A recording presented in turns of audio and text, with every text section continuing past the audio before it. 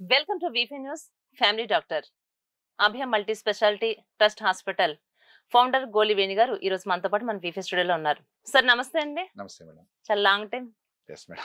ఎలా ఉన్నారు sir? Fine madam, thank you. Sir మనది వచ్చి అంటే Abhaya multi specialty trust hospital. Trust hospital అంటే ఇది ట్రస్ట్ పర్పస్ మీద పెట్టినటువంటి హాస్పిటల్ అంటారా? yes actually first of all myself and Dr. Venu Reddy. I'm a general surgeon and laparoscopic surgeon madam. అయితే ఈ హాస్పిటల్ పెట్టడానికి అభయ మల్టీ స్పెషాలిటీ ట్రస్ట్ హాస్పిటల్ పెట్టడానికి ముఖ్య ఉద్దేశం ఏంటంటే, ఇప్పుడు యాక్చువల్గా ఎక్కువ మంది ఒక డాక్టర్ దగ్గరికి వెళ్ళాలి, ఒక మిడిల్ క్లాస్ పీపుల్ వెళ్ళాలి అంటే ఒక డాక్టర్ దగ్గరికి వెళ్ళాలంటే 500 రూపీస్ ఫీజు అవుతుంది, ఓపీ ఫీజు. మెడిసిన్ కొనాలి అంటే ఒక 500 రూపీస్ అవుతుంది, ఒక టెస్టులు చేయించుకోవాలంటే ఒక 500 రూపీస్. అలాగా ఒక మిడిల్ క్లాస్ పీపుల్ ఒక 15,000 to 20,000 సంపాదించుకునే వ్యక్తి ఫ్యామిలీలో ఒకరిద్దరు ఒకసారి సిక్ అయితే ఒక హాస్పిటల్కి వెళ్తే ఒక 2,000 నుంచి 3,000 5,000 వరకు ఖర్చు అయితే వాళ్ళ ఫ్యామిలీ అంతా ఒక మంత్ అంతా వాళ్ళు వెనకబడిపోతున్నారు. ఒక మంత్ 2 మంత్ అప్పులు చేయాల్సిన పరిస్థితి వస్తుంది. సో అందువల్ల ఏమైతుందంటే చాలా మంది ఆర్ఎంపీల దగ్గరికి వెళ్ళడము, లేదా చదువుకున్న దగ్గర చిన్న చిన్న క్లినిక్స్కి వెళ్ళడము, రోగం ముదురుకొని ఇంకా సీరియస్ అవ్వడము. సో డాక్టర్స్ అనే వాళ్ళు అందుబాటులో స్టాండర్డ్ డాక్టర్స్ అందుబాటులో లేకపోవడం వల్ల చాలా మంది కాంప్లికేషన్ లోకి వెళ్ళిపోతున్నారు. అంటే ప్రాబ్లమ్ ముదురు అయ్యేలాగా చేసుకుంటున్నారు.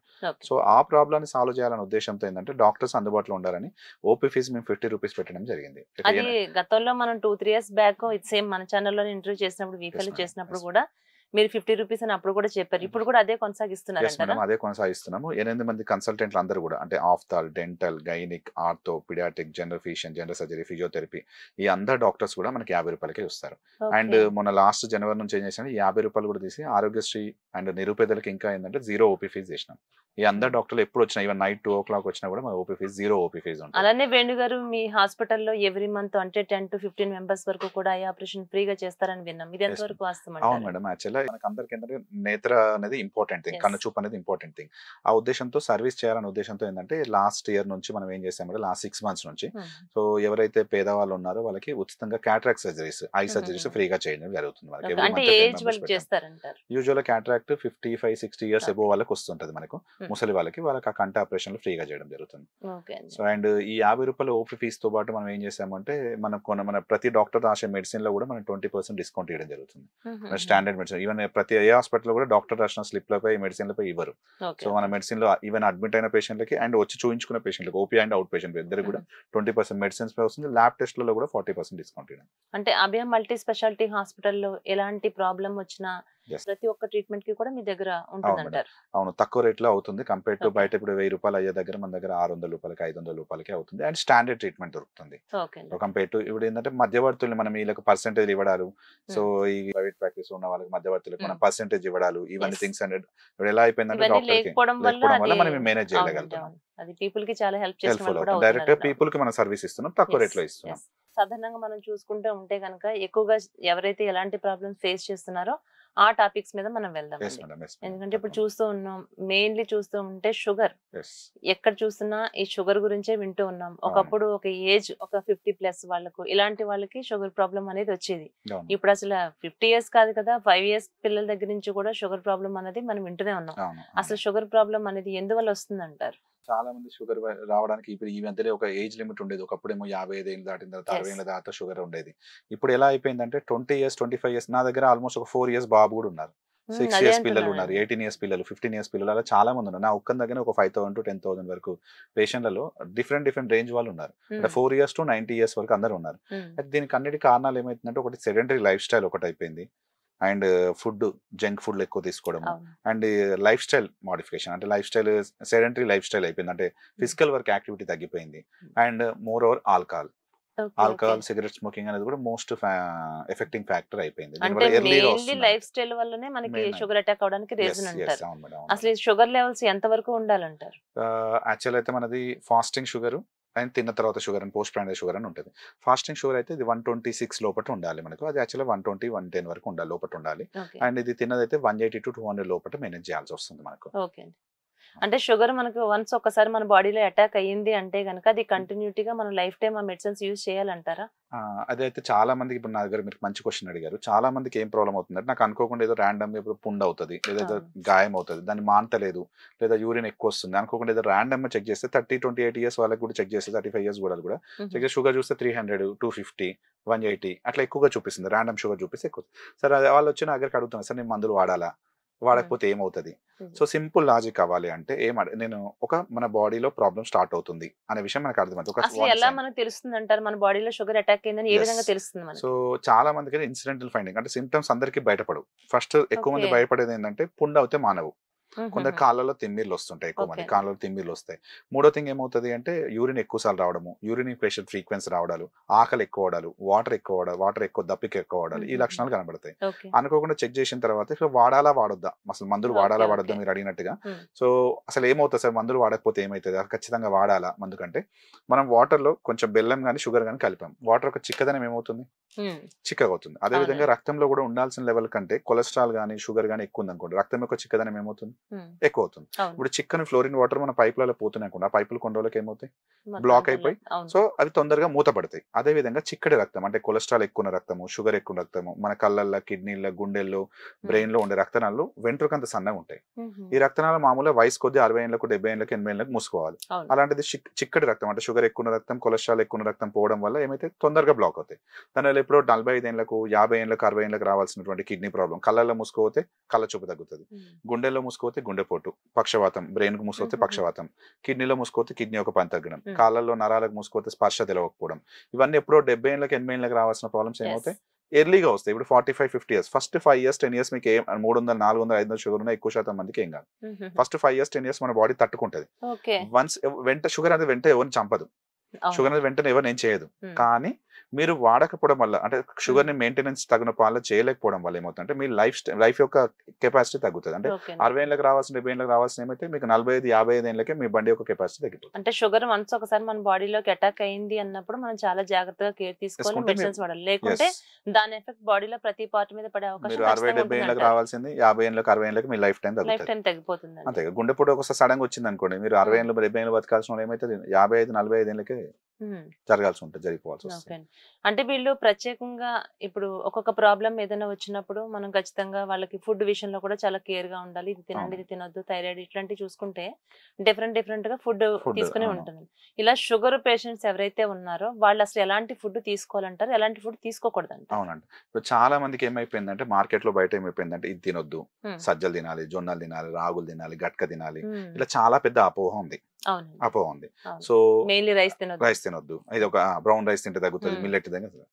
సో మీరు రాగులు తిన్నారా, సజ్జలు తిన్నారా, జొన్నలు తిన్నారా, గట్క తిన్నారా, ఇవన్నీ థింగ్స్ ఏమంటే నీ నోటికి రుచి తెలుస్తుంది, కంటికి రంగు తెలుస్తుంది. ఈ గ్రైండర్ కి ఏమైనా తెలుసా? ఈ గ్రైండర్ లో మీరు ఏది వేసినా కూడా లాస్ట్ కి ఏమైతుంది, పిప్పి వేసి షుగర్ తీస్తుంది. కొన్నిట్లలో షుగర్ ఎక్కువ ఉంటది, కొన్నిట్లో షుగర్ తక్కువ ఉంటది. అంతే తప్పితే అల్టిమేట్ గా ఏంటంటే లాస్ట్ కి ఏ పదార్థం వేసినా లోపల షుగర్ అన్న వస్తుంది, ఫ్యాట్ అని వస్తుంది, లేకపోతే ప్రోటీన్ అని వస్తుంది. సో కాకపోతే ఎక్కువ వల్ల తక్కువ వల్ల తీసుకునే సిస్టమేటిక్ గా తీసుకోవాలి, ఏది తీసుకున్నా కూడా సిస్టమేటిక్ గా తీసుకోవాలి. సో చాలా మంది ఏంటంటే మనకు అలవాటు లేని పని బ్రౌన్ రైస్ తినమని, ఇష్టం లేకుండా యాపిల్ తినొద్దని, అట్టి పని తినొద్దని, ఇట్లా చాలా మంది ఓన్లీ మిల్లెట్లు తినే వాళ్ళు కష్టపడుతున్న వాళ్ళు ఉన్నారు షుగర్ కోసం అని. అలాంటిదంటే ఏం లేదండి, నాకు అంటే ఒక డైట్ ప్లాన్ ఉంది, ఒకసారి ఆ డైట్ ప్లాన్ గురించి చెప్తాను నేను. సో ఫస్ట్ థింగ్ ఏంటంటే కొంచెం టైం తీసుకునే ప్రాసెస్ ఇది.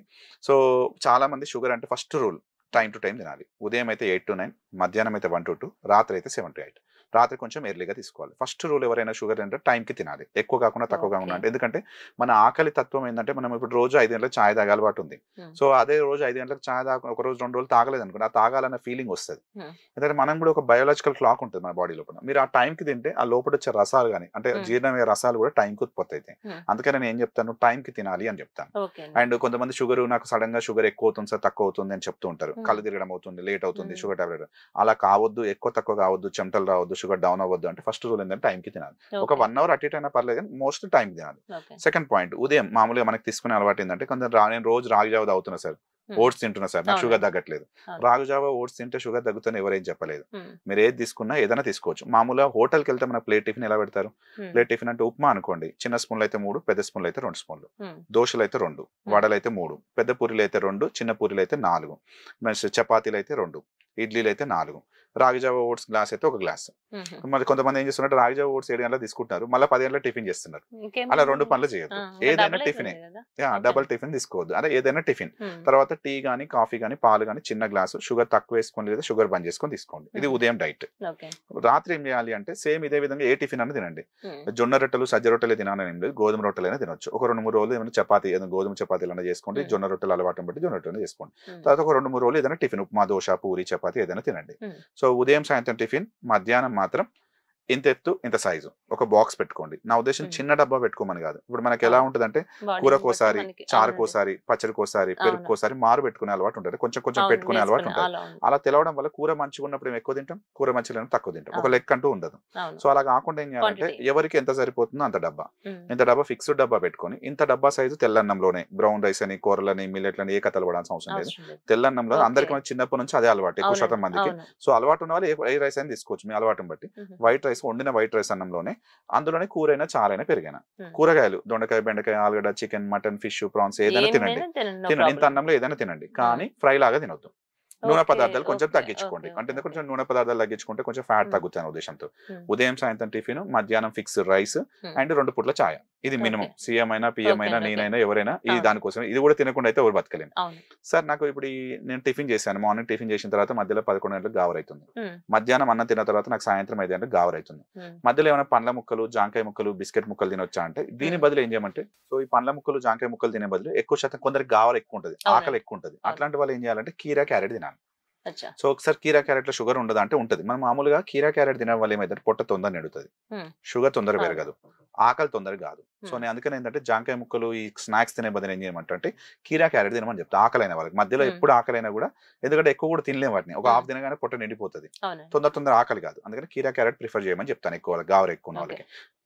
అదే డాక్టర్ గారు వీళ్ళు తీసుకునే ఫ్రూట్స్ లో కూడా కొన్ని రకాల ఫ్రూట్స్, పపాయ కావచ్చు, జామ కావచ్చు, బత్తాయి, ఆరెంజ్ ఇలాంటి అంటే కొన్ని ఐటమ్స్ తినొచ్చు అంటారు. ఈ యాపిల్ గానీ దానిమ్మ ఇలాంటి ఒక హాఫ్ ఫ్రూట్ వరకు తీసుకోవచ్చు అంటారు. వాళ్ళ ఫ్రూట్స్ తినొచ్చు అంటారు, బనానా అసలు తినొద్దు అంటారు. చాలా మందికి అపోహ ఏముందంటే ఒక జాంకాయ తప్పితే ఏ పండు తినొద్దని ఒక అపోహ ఉంది. అలా కాదండి. మీరు ఏ తీసుకున్నా కూడా ఏ ఫ్రూట్స్ తిన్నా తీసుకోవచ్చు. ఎలా అంటే ఎందుకు తినసుకోవద్దు అంటారంటే ఎక్కువ యాక్చువల్గా ఇంత యాపిల్ పండు కానీ, ఇంత మామిడి పండు కానీ, ఇంత అట్టి పండు కానీ చూడడానికి ఇంత పరిమాణంలో ఇంత ఉంటది, కానీ దాని నుంచి వచ్చే శక్తి ఇంత అన్నంతో సమానం. సో ఇంత యాపిల్ పండు తింటే మనకు పొట్ట నిండుతుందా? నిండదు. సో ఇంత అన్నం తింటే పొట్ట నిండుతుంది, అంటే పొట్ట గావరైన ఫీలింగ్ రాదు. కానీ శక్తి సమానం, 2 ఈక్వల్ శక్తి. బట్ పరిమాణంలో చూస్తానికి చిన్నగా ఉండేసరికి ఏంటంటే మనకు గావరైన ఫీలింగ్ వస్తుంది. ఇంత యాపిల్ పండు కానీ ఇంత అట్టి పండు కానీ పొట్ట నిండేదాకా తిన్నాం అనుకోండి, ఇంత అన్నాన్ని 2-3 సార్లు తిన్నట్టు అవుతుంది. అందుకని మనం ఏం చేయాల్సి వస్తుంది అంటే, సో ఇలా పండు తిన్నప్పుడు అంటే నేను ఏమంటే పండు ఏ పండు అయినా తినమని చెప్తాను. అలాంటప్పుడు తినమన్నప్పుడు ఏం చెప్తే ఉదయం టిఫిన్ చేస్తాం కదా, ఆ టిఫిన్ లో ఏదో ఒకటి సగం తగ్గియాలి. ఇప్పుడు 2 చపాతీల బదులు ఒక చపాతీ, ఒక యాపిల్. అంటే ఫ్రూట్ తీసుకోవాలి అనుకుంటే మనం తీసుకునే అది బ్రేక్ఫాస్ట్ కావచ్చు, లంచ్ కావచ్చు, క్వాంటిటీ తగ్గించాలంటే ఆఫ్ చేయాలి. 4 ఇడ్లీ బదులు 2 ఇడ్లీలు ఒక యాపిల్, ఒక 2 ఇడ్లీలు ఒక అట్టిపండు, 2 ఇడ్లీలు ఒక చపాతీ. సో ఇట్లా మీరు మేనేజ్ చేయాలి తప్పితే ఇప్పుడు నేను 4 ఇడ్లీలు తింటాను అట్టిపండు తింటానంటే షుగర్ పెరుగుతుంది. సో మనకి చిన్నప్పటి నుంచి ఎలా అలవాటు అంటే అన్నం తిన్న తర్వాత 2 పండ్ల ముక్కలు తింటే మంచిది అని అలవాటు ఉండదు, పండు తినాలి అని. సో పండ్లు తినండి, కానీ మీరు తినే దాంట్లో టిఫిన్ లో సగం తగ్గియండి. టిఫిన్ మళ్ళీ అది కలుపుతానంటే మాత్రం అవుతుంది. అండ్ జ్యూసెస్ కానీ, కొబ్బరి నీళ్ళు కానీ, అండ్ కూల్ డ్రింక్స్ కానీ అని కానీ ఎక్కువ శాతం తీసుకోవద్దు. ఎప్పుడైనా కావాలి అంటే కొంచెం, కానీ అది రెగ్యులర్ తీసుకుంటాను. ఎందుకంటే దాన్ని చూడడానికి పరిమాణం తక్కువ ఉంటే దాని నుంచి వచ్చే శక్తి ఎక్కువ ఉంటుంది. అందుకని జ్యూసెస్ కానీ ఇవి తీసుకోవద్దు అని చెప్తాను ఎక్కువ శాతం, కూల్ డ్రింక్స్ అని. ఎందుకంటే కొంతమందికి కొన్ని ఇష్టమైన ఫుడ్స్ ఉంటాయండి, వాటిని దీని వల్ల మనం మిస్ అయ్యమన్న ఫీలింగ్ ఉంటుంది. అంటే మనం మిస్ అవ్వాల్సిన అవసరం లేకోకుండానే తీసుకోవాల్సినటువంటి ఫుడ్ క్వాంటిటీ తగ్గించుకుంటే ఆటోమేటిక్ గా వీటిని మనం తినొచ్చు. ఏదైనా ఫ్రూట్స్ కూడా లిమిటెడ్. ఎప్పుడైనా ఒక ఫ్రూట్ తీసుకుంటే ఇప్పుడు యాపిల్, మామిడి పండు చిన్న మోతాదు మామిడి పండు, ఇంత సీతాఫలం మీరు రోజు తినండి, ప్రాబ్లం లేదు. కానీ ఒకటేసారి 4-5 యాపిల్ తింటాను, లేదా 2-3 యాపిల్ తింటాను, 2-3 సీతాఫలాలు తింటాను, ఇలాంటి చేయదు. దానిమ్మ పండు అయితే చిన్న మోతాదు దానిమ్మ పండు, చిన్న యాపిల్ పండు అయితే ఇంత యాపిల్ పండు, అట్టి పండు అయితే ఒక అట్టి పండు, ఇలా రోజు తీసుకున్నా పర్లేదు టిఫిన్ తగ్గించి. కానీ ఒకటే రోజు 4-5 యాపిల్ 4-5 అట్టి పండ్లు ఇట్లా చేయొద్దు. సో అలా చేయకుండా బ్యాలెన్స్ గా తీసుకుంటే ఏ ప్రాబ్లం లేదు. ఏ ఫ్రూట్స్ అయినా ఫుడ్ అయితే టైం టు టైం తీసుకోవాలి, లిమిట్ గా తీసుకోవాలి. దీనివల్ల ఎలాంటి ఫుడ్ అయినా అందరూ అన్ని తీసుకోవడానికి. అలాగే డాక్టర్ గారు వీళ్ళకి ఎవరైతే షుగర్ పేషెంట్స్ ఉంటారో వాళ్ళకి అంటే కంటిన్యూటీగా మెడిసిన్స్ వాడాలి అంటారు. అంటారు. అవును. అంటే దాని మోతాదు వీళ్ళు షుగర్ లెవెల్స్ ని బట్టి మెడిసిన్ ఉంటుందని నేను Yes, అనుకుంటున్నా. yes, yes. నెక్స్ట్ అసలు వీళ్ళు మందులు వాడకోకుండా కంప్లీట్ గా మందులు యూజ్ చేయకుండా ఉండాలి అనడానికి కుదరదంటారా? ఎస్, మీరు అడిగిన క్వశ్చన్ లో ఏంటంటే చాలా మంది నాకు మందులు వాడాలా, జీవితాంతం వాడాలా, అదే ఈ అడుగుతున్నా. మందులు వాడడం వల్ల ఏదైనా ప్రాబ్లమ్స్ వస్తాయా అనే మళ్ళీ విషయం సైడ్ ఒక ఎఫెక్ట్స్ భయంలో ఉంటారు. ఎంత డోస్ వేసుకున్నాం ఇది ఒక భయం ఉంటుంది వాళ్ళ చాలా ఉమ్, మందికి. ఫస్ట్ థింగ్ ఏంటంటే ఒక్కొక్క పర్సన్ యొక్క తత్వం ఒక విధంగా ఉంటది. సరే, ఇది ఒక తరాజు. ఈ ఉమ్, తరాజులో షుగర్ వేసే బాధ్యత ఎవరిది? మీది. ఉమ్, ఇది ఎవరైనా ఎవరు ఇస్తారు. ఈ తరాజులో టాబ్లెట్ కానీ షుగర్ కానీ ఇన్సులిన్ కానీ చెప్పే బాధ్యత ఎవరిది? మాది, డాక్టర్ది. అవును. సో చాలా మంది ఏం చేస్తారు అంటే ఒక రోజు ఏమో 6 ఇడ్లీ తింటారు, ఒక రోజు 2 ఇడ్లీ తింటారు, ఒక రోజు 3 చపాతీలు తింటారు, ఒక రోజు 1 చపాతీ తింటారు. పక్కింటోళ్ళు, ఎదిరింటోళ్ళు, వాట్సాప్లలో, టీవీలలో, ఫేస్బుక్లలో అవును. చిటికలో షుగర్ మాయం, ఒకసారి తింటే అవును. రాదు, మళ్ళీ జీవితాంతం రాదు. ఎవరు చెప్పిన కొద్దీ వాళ్ళ పద్ధతి మారుస్తూ అవును. ఉంటారు. ఆ అవునండి. చెప్పిన కొద్దీ అవును, మార్చే కొద్దీ మారుతుంది. నేను నువ్వు ఎప్పుడు కలవు అంటే నా డాక్టర్ గారు చెప్పే ఆ, పద్ధతి ఈ పద్ధతి ఎప్పుడు కలవదు. ఓకే నేను ఓకే. చెప్పేది ఏంటంటే నేనేం చెప్పినాను, ఉదయం సాయంత్రం టిఫిన్, మధ్యాహ్నం రైస్, 2 పూట్ల టీ. ఉమ్, ఇది ఫిక్స్, ఇది మారదు. ఈ తరాజులు వేసే డైట్ ఇది కూడా అవునండి. తినకుండా ఇది మొత్తం బంద్ చేయమంటే కాదు కాని పని. అవునండి. సో అవును. ఇది ఫిక్స్డ్ డైట్. మీరు ఈ విధంగా పద్ధతిగా ఉంటే ఉమ్, సో 33% డైట్ ఫిక్స్, ఉమ్, 33% ఏంటి అంటే వాకింగ్. ఉమ్, సో ఇంట్లో చేసే అంట్లు తోమడాలు, బట్టలు ఉతకడాలు, మెట్లు ఉతకడాలు, ఆఫీస్ నడవడాలు, ఈ సైట్లు నడవడాలు, ఈ కాకుండా ఒక ఓకే అర్ధ గంట సేపు మీకోసం మీరంటే ఒక walking. Okay. 33% diet, 33% walking. Um, 33% medicine రాయాలా లేదా అని మా పని. సో అవును. ఫస్ట్ 2 నెలలు 3 నెలలు నెలకోసారి రావాల్సి వస్తుంది. మేము అవసరమైతే మెడిసిన్ పెడతాము. ఉమ్, నీ పద్ధతి నా పద్ధతి అలవాటు అయిన తర్వాత 2 మంత్స్ 3 మంత్స్ వచ్చినా నష్టం లేదు. ఉమ్, సో టాబ్లెట్ వాడాలా వాడొద్దా అనే విషయం మేము డిసైడ్ చేస్తాం. ఎలా? 33% డైట్, 33% వాకింగ్. ఈ ఉమ్, రెండింటితో సెట్ అయింది అనుకోండి, నా ఉమ్, టాబ్లెట్ అవసరం ఉండదు. ఓకే. సో నా ఫస్ట్ టైం వచ్చిన వాళ్ళని అనుకోకుండా చెక్ చేసిన వాళ్ళకి ఒక బార్డర్ లైన్ లో ఒక 20 పాయింట్ 30 పాయింట్లు ఎక్కువ ఉంది అనుకోండి, ఉమ్, నేను డైట్ ఎక్స్ప్లెయిన్ చేస్తాను. అవును. సో వాకింగ్ చేసుకోమని చెప్తాను, ఒక 1 మంత్ టైం ఇస్తాను, ఉమ్, తర్వాత చెక్ చేసుకోమని రమ్మని చెప్తాను. 1 ఉమ్, మంత్ తర్వాత వచ్చిన ఓకే. తర్వాత అందులో ఒకవేళ వాళ్ళకి నార్మల్ ఉందనుకోండి, ఉమ్, సో ఏం కదమ్మా మీరు ఇలానే మెయింటైన్ చేయండి గుడ్ అని చెప్పి పంపిస్తాను. ఉమ్, స్టిల్ వాళ్ళకి ఇంకొక 30 పాయింట్స్ 40 పాయింట్స్ ఎక్కువనే వస్తుంది షుగర్. ఉమ్, సో అట్లాంటి టైంలోనే చిన్న ఒక టాబ్లెట్ పెడతాను, um, 1 time or 2 times. Um, so ఒకసారి వాడాలా 2 సార్లు వాడాలా అనేది మా పని, అది మేము డిసైడ్ చేస్తాం. yes. ఇప్పుడు ఒక అరకిల కూరలో ఎంత ఉప్పు వేయాలి, ఎంత కారం వేయాలి ఎవరికి తెలుస్తుంది? అవును, మీకు పని మాకు చేస్తుంది. తెలుస్తుంది. సో ఇప్పుడు నన్ను ఏమంటే ఆ టాబ్లెట్ ఎంత వాడాలి, ఎంత డోస్ వాడాలి, కిడ్నీ కరెక్ట్. పేషెంట్లకి ఏం రాయాలి, గుండె పేషెంట్లకి ఏం రాయాలి, ఉమ్, లివర్ ప్రాబ్లం ఉన్న వాళ్ళకి ఏం రాయాలి, ఒక డాక్టర్ గా చెప్పిన విధంగా పద్ధతిగా వేసుకుంటే ఎటువంటి ప్రాబ్లం రాదు. మీరు ఎన్ని సంవత్సరాలు వాడుకున్నా ఎటువంటి ఇబ్బందికి ఉండదు. ఉమ్, సో నా టాబ్లెట్లతో ఉన్న ఏకైక సైడ్ ఎఫెక్ట్ ఏంటంటే షుగర్ డౌన్ అవడం. ఉమ్, సో నేను ఎక్కువ శాతం మంది కొన్ని టాబ్లెట్స్ ఏంటంటే తినక ముందు తిన్న తర్వాత వేసుకోవాలా, చాలా మంది కొన్ని ఉమ్, డౌట్స్ ఉంటాయి. ఉమ్, సో ఇక్కడ ప్రాబ్లం ఏంటి అంటే ఎప్పుడైనా కూడా ఉమ్, కొన్ని టాబ్లెట్స్ కొన్ని తినక ముందు వేసే ఉంటాయి, కొన్ని తిన్న ఉమ్, తర్వాత వేసే ఉంటాయి. నేను ఎప్పుడైనా గుర్తుపెట్టేది ఏం చెప్తానంటే ప్లేట్ ముందు కూర్చోవాలి, ఉమ్, అంటే తినేదాని ముందు కూర్చోవాలి, ఒక టాబ్లెట్ వేసుకోవాలి, తినాలి. అవునండి. లేదు తిన్న తర్వాత వేసుకోమని చెప్తాను. ఉమ్, ఎందుకు ఇలా చెప్తాను అంటే ఇప్పుడు నేను టాబ్లెట్ వేసుకున్నాను, ఉమ్, వేసుకుంటాము, పక్కింటాము, ఎదురింటాము వచ్చింది, లేదా ఒక ఫోన్ వచ్చింది, ఒక ఉమ్, గంట సేపు ముచ్చట పెట్టుకుంటూ కూర్చున్నాం, వేసుకోసరికి ఏమైంది కళ్ళ షుగర్ తిందామన్న టైంకి కళ్ళు తిరిగి బాత్రూమ్ పడిపోయిన వాళ్ళు ఉన్నారు. నాకు ఉమ్, పర్సనల్ ఎక్స్పీరియన్స్. టాబ్లెట్ వేసుకున్నా, సో వేసుకున్న తర్వాత కొడుకుతోనో కొడలతోనో ఎవరితోనో గొడవ అయింది. సో ఏం మనసు తినరు, బాగుండదు. మొత్తానికి 4 తినరు. ఇడ్లీల బదులు ఏం చేసారు మీరు? 2 ఇడ్లీలు తిన్నారు, డోస్ మాత్రం అవును, ఫుల్ వేసుకున్నారు. తినొచ్చు లేకుండా సో ఏమైతే మానేయచ్చు ఆటోమేటిక్ గా కొన్ని షుగర్ డౌన్ అయ్యి సందర్భాల్లో. నైట్ కోమాలో పోయిన వాళ్ళు కూడా ఉన్నారు. అందుకే పెద్ద ఓకే మనుషులకు ఓకే ముసలోళ్ళకి ఏం చెప్తానంటే నేను ఓకే ఓకే. తిన్న తర్వాత వేసుకోమని చెప్తాను. ఆటోమేటిక్ గా అప్పుడు ఖచ్చితంగా సో తినే లేదు. సో వేసుకుంటారు ఇవన్నీ వాళ్ళు. నాకు జరిగిన ఇన్సిడెంట్లు, ఓకే నాకంటే ఓకే. పేషెంట్ల నుంచి వచ్చిన ఫీడ్బ్యాక్లు. ఉహుం, టాబ్లెట్ వేసుకున్నాను, ఉమ్, అంటే చాలా మందికి 12 నెలల ఫంక్షన్ ఉంటుంది, 8 ఉమ్, నెలలు టాబ్లెట్ వేసుకునే అలవాటు ఉంటుంది, ఇంట్లో ఉమ్, వండుకోము, అవును అందరి ముందు వేసుకోవాలంటే నామోషి. సో అవును. ఏం చేస్తారు, టాబ్లెట్ వేసుకుంటారు అందరి ముందు ఎందుకని, తినకుండా ఇంటికి అడిగి వెళ్ళాక తిందామని వెళ్తారు. ఉమ్, ఆడికి వెళ్ళేసి ఒక గంట సేపు అటు ఇటు అవుతుంది, అవగానే కళ్ళు తిరిగి పడిపోతారు, ఉమ్, టాబ్లెట్ ని డాక్టర్ గారిని బదనాం చేస్తారు. సో ఉమ్. అందుకని ఏం చేస్తే ఇట్లా అయినా జరిగిన ఇన్సిడెంట్ ఉండే, సార్ మీరు టాబ్లెట్ డోస్ ఎక్కువ రాసిరు కళ్ళు తిరిగి పడిపోయినామంట. ఆ, అది కాదబ్బా బాబు, నువ్వు వేసుకున్నప్పుడు నువ్వు అవునండి అవును డోస్ వేసుకున్నావు, దాని తగ్గట్టు షుగర్ అవును కూడా వేయాలి కదా. అవును. సో షుగర్ వేసినప్పుడు మాత్రమే వేయాలి. అందుకని నేను ఏమంటే ప్లేట్ ముందు కూర్చొని టాబ్లెట్ వేసుకొని తినాలి, ఉమ్, లేదా తినేసి టాబ్లెట్ వేసుకోవాలి, కానీ తినకుండా అవును టాబ్లెట్ వేసుకోదు. ఒక రోజు మనసు బాగాలేదు, ఉమ్, తినబుద్ధి అయితే లేదు, సో 4 చపాతీలు 4 ఇడ్లీల బదులు 2 ఇడ్లీలు తిన్నావు, 2 ఉమ్, చపాతీల బదులు 1 చపాతీ తిన్నావు అంటే నువ్వు షుగర్ తక్కువ తిన్నావు. అప్పుడు ఏం అవును. చేయాలి, డోస్ ను కూడా సగం చేసేయాలి, కానీ తినకుండా వేసుకోవాలి. Okay okay. So and more over ఇంకో ప్రాబ్లం ఏమైతుందంటే సార్ మేము టాబ్లెట్స్ అన్ని వాడుతున్నాం అయినా షుగర్ కంట్రోల్ అవ్వట్లేదు. ఉమ్, సో ఎందుకు అవ్వట్లేదు అంటే ఇప్పుడు చాలా మటుకు ఎక్కువ శాతం మంది వాడే మందులు ఎక్కువ శాతం కల్తీ పదార్థాలు ఏముంటాయి, ఉమ్, మంచినీళ్ళు, అవును. మంచి నూనె, పాలు. ఆయిల్లో ఎందుకు? పాలు. 100లో 90 మంది ఇవన్నీ వాడతారు కాబట్టి బాగా కల్తీ అవుతున్నాయి. అవును. అదేవిధంగా ఎక్కువ మంది వాడే మందులు ఏముంటాయి, బీపీ ఉమ్, మందులు, షుగర్ మందులు, నొప్పిగోళ్ళు, ఉమ్, జండు బాములు, దగ్గు టానిక్లు, ఇవి బాగా వాడతారు. అంటే 100 మంది అవును ప్రాబ్లమ్స్ ఉంటే 9 మంది ఓకే ఇవే ఓకే. ఉంటాయి. అవును. సో ఇవేమైతుంటే బాగా కల్తీ అవుతున్నాయి. 100 ఉమ్, పెట్టాల్సిన మందులు ఏం చేస్తున్నారంటే 80% పెడతారు. ఉమ్, ఉమ్, 10 రోజులు తగ్గాల్సిన మందు ఏమైతుందంటే 20 రోజులకు తగ్గుతుంది. ఒక డోస్ తగ్గాల్సిన చిన్న డోస్ వస్తాయి కానీ 2 పూటలు పెట్టాల్సి మరి వస్తుంది. కరెక్ట్ మందులను అంటే ఎలా స్టాండర్డ్ మందులు కూడా గుర్తించాలంటారు? వాడకుండా నేను ఎందుకంటే తీసుకుంటే ఏ డాక్టర్ గారు రాసినా మన షాప్ లో డాక్టర్ గారు రాసిన ఓకే, షాప్, ఓకే. ఎందుకంటే డాక్టర్ గారు మెడిసిన్ తప్పు రాసిరు అనుకోండి ఆయనకే నష్టం. అవును. ఇప్పుడు నేను టాబ్లెట్ ఇవ్వగానే 2 days తగ్గింది అనుకోండి, తగ్గాలి. సో అవును. నాకు వెంటనే ఎక్కువ మంది పేషెంట్లు వస్తారు, సార్ ఇవ్వగానే చిటికలో తగ్గింది. అవును. సో అదే ఇప్పుడు ఏమవుతుందంటే జనరిక్ మందులు కానీ ఇవన్నీ థింగ్స్ మంచి మందులు, యాక్చువల్లీ ఈఎస్ఐ గవర్నమెంట్ మందులు అనేవి కూడా మంచి మందులే. యాక్చువల్లీ ప్రాబ్లం ఏమవుతుందంటే కల్తీ వాళ్ళందరూ వీళ్ళు చొచ్చుకొని పోతారు. జనరిక్ మందులు ప్రధానమంత్రి గారు మంచి ఉద్దేశంతో తయారు చేశారు, కానీ ఈ లోపల వాళ్ళు ఏం చేస్తున్నారంటే దాంట్లో కలిపేస్తున్నారు.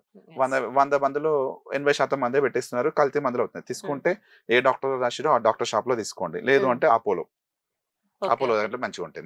నెక్స్ట్ ఆప్షన్ నేను సజెస్ట్ చేయగలిగింది మాత్రం మీరు ఉండే తీసుకుంటే మన షాప్, ఏ డాక్టర్ రాసినా ఆ షాప్, లేదు అనుకుంటే అపోలో. ఇంకా మిగతా చోట అన్నిట్లో కూడా నేను గ్యారంటీ ఇవ్వలేని పరిస్థితి ఉన్నది, ఎక్కడ ఏ కల్తీ అవుతుందో నేను గ్యారంటీ ఇవ్వలేకుండా ఉన్నది. అందుకే స్టాండర్డ్ మందులు వాడండి, దాని ప్రకారం మేము డోస్ అడ్జస్ట్ చేయగలుగుతాం.